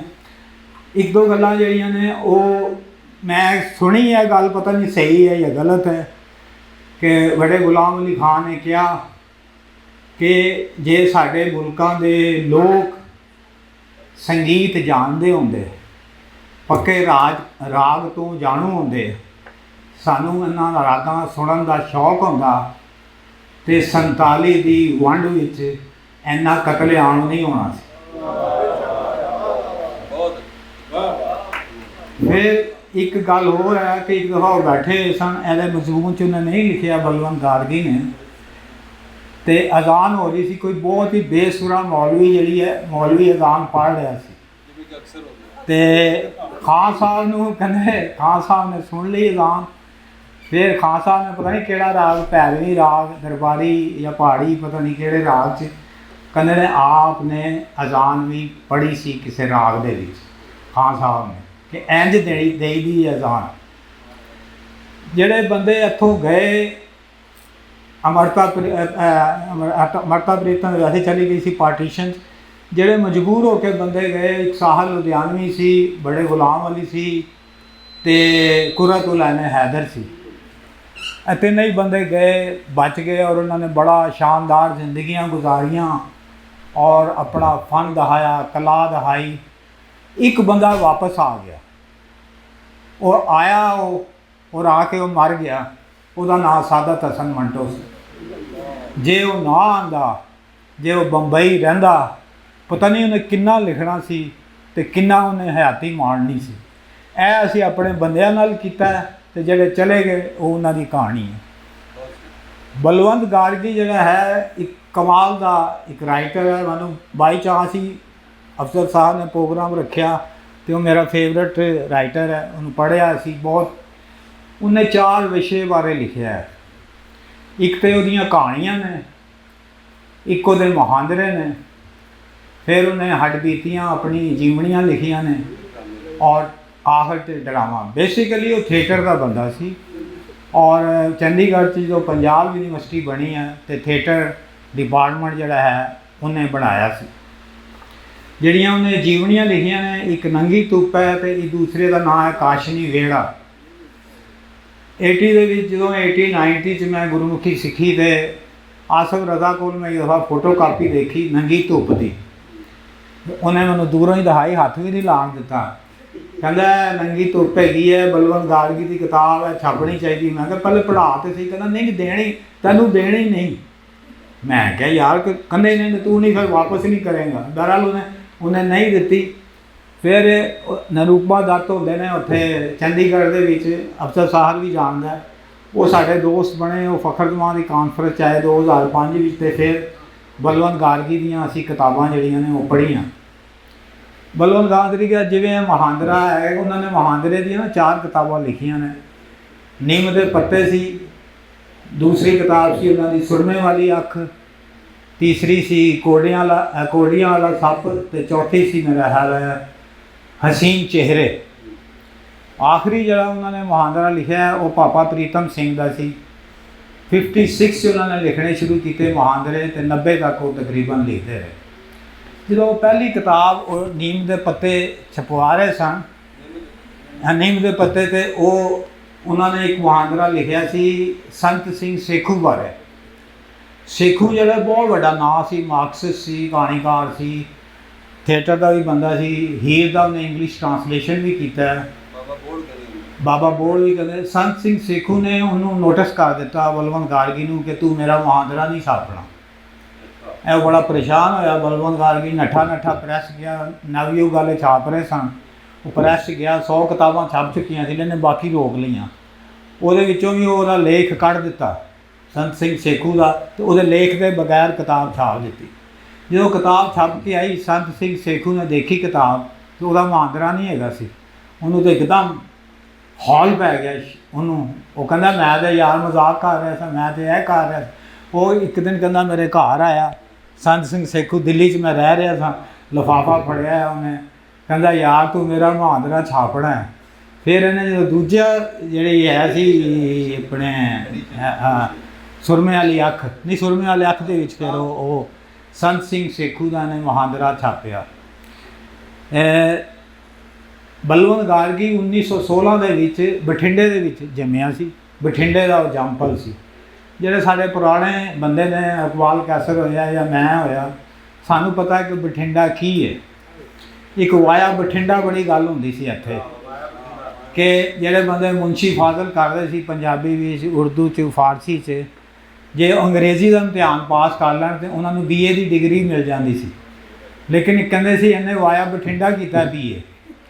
ਅਤੇ ਬਠਿੰਡਾ ਜਿਹੜਾ ਉਹ ਜੰਕਸ਼ਨ ਹੈਗਾ ਸੀ। ਉਹਦੇ ਬਠਿੰਡੇ ਦੇ ਉੱਤੇ ਉਹਨੇ ਇੱਕ ਨਾਵਲ ਵੀ ਲਿਖਿਆ ਤੱਤਾ ਰੇਤਾ। ਅੱਛਾ, ਉਹ 1916 'ਚ ਪੈਦਾ ਹੋਇਆ, ਲੇਕਿਨ FC ਕਾਲਜ 'ਚ ਉਹਨੇ MA ਅੰਗਰੇਜ਼ੀ ਕੀਤਾ ਇੱਥੋਂ ਲਾਹੌਰ ਤੋਂ, ਔਰ 47 ਤੱਕ ਉਹ ਲਾਹੌਰ ਹੀ ਰਹਿ ਰਿਹਾ ਸੀ। ਜੇ ਤੁਸੀਂ ਪ੍ਰੀ ਪਾਰਟੀਸ਼ਨ ਦੇ ਲਾਹੌਰ ਦੀਆਂ ਕਹਾਣੀਆਂ ਪੜ੍ਹਨੀਆਂ ਨੇ, ਔਰ ਉਦੋਂ ਜਿਹੜਾ ਲਾਹੌਰ ਸੀ, ਵੰਡ ਤੋਂ ਪਹਿਲੇ ਦਾ ਲਾਹੌਰ, ਉਹਨੂੰ ਪੈਰਿਸ ਕਿਹਾ ਜਾਂਦਾ ਸੀ, ਏਸ਼ੀਆ ਦਾ ਪੈਰਿਸ ਕਿਹਾ ਜਾਂਦਾ ਸੀ। ਇੰਨੇ ਰੁੱਖ ਸਨ, ਇੰਨਾ ਸੋਹਣੀਆਂ ਸੜਕਾਂ ਸਨ, ਔਰ ਇਸ ਤਰ੍ਹਾਂ ਦੀ ਆਬੋ ਹਵਾ ਸੀ, ਫਜ਼ਾ ਸੀ। ਅਤੇ ਉਹ ਤੁਸੀਂ ਕਹਾਣੀਆਂ ਪੜ੍ਹਨੀਆਂ ਨੇ ਤੇ ਬਲਵੰਤ ਗਾਰਗੀ ਦੀਆਂ ਕਹਾਣੀਆਂ ਪੜ੍ਹੋ। ਜਿਹਦੇ ਤੁਹਾਨੂੰ ਵੰਡ ਤੋਂ ਪਹਿਲੇ ਦਾ ਜਿਹੜਾ ਲਾਹੌਰ ਹੈ ਮਿਲੇਗਾ। ਬਹੁਤ ਸੋਹਣੀ ਨਸਲ ਲਿਖਦਾ ਸੀ। ਮੱਘਰ ਦਾ ਇੱਕ ਮਹੀਨਾ ਹੁੰਦਾ ਸਾਡੇ, ਨਾ ਜਦੋਂ ਸਿਆਲ ਹੁੰਦਾ ਹੈ ਨਾ ਗਰਮੀਆਂ ਹੁੰਦੀਆਂ ਨੇ, ਅੱਸੂ ਕੱਤੇ ਦੇ ਬਾਅਦ ਆਉਂਦਾ ਹੈ। ਬਲਵੰਤ ਗਾਰਗੀ ਮੈਂ ਪੜ੍ਹ ਰਿਹਾ ਸੀ, ਤਾਂ ਉਹਨੇ ਕਿਹਾ ਉਹ ਗੁਲਾਬੀ ਸਿਆਲ ਦੀ ਰੁੱਤ ਸੀ। ਮੱਘਰ ਦੇ ਮਹੀਨੇ ਨੂੰ ਉਹਨੇ ਕਿਹਾ ਉਹ ਗੁਲਾਬੀ ਸਿਆਲ ਦੀ ਰੁੱਤ ਸੀ।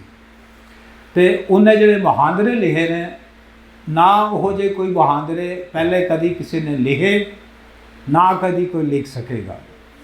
ਇਹ ਤੁਸੀਂ ਇੱਕ ਮੁਹਾਂਦਰਾ ਸੁਣਿਆ, ਅਮਰਤਾ ਪ੍ਰੀਤਮ, ਸ਼ਿਵ ਕੁਮਾਰ ਬਟਾਲਵੀ, ਮੋਹਨ ਸਿੰਘ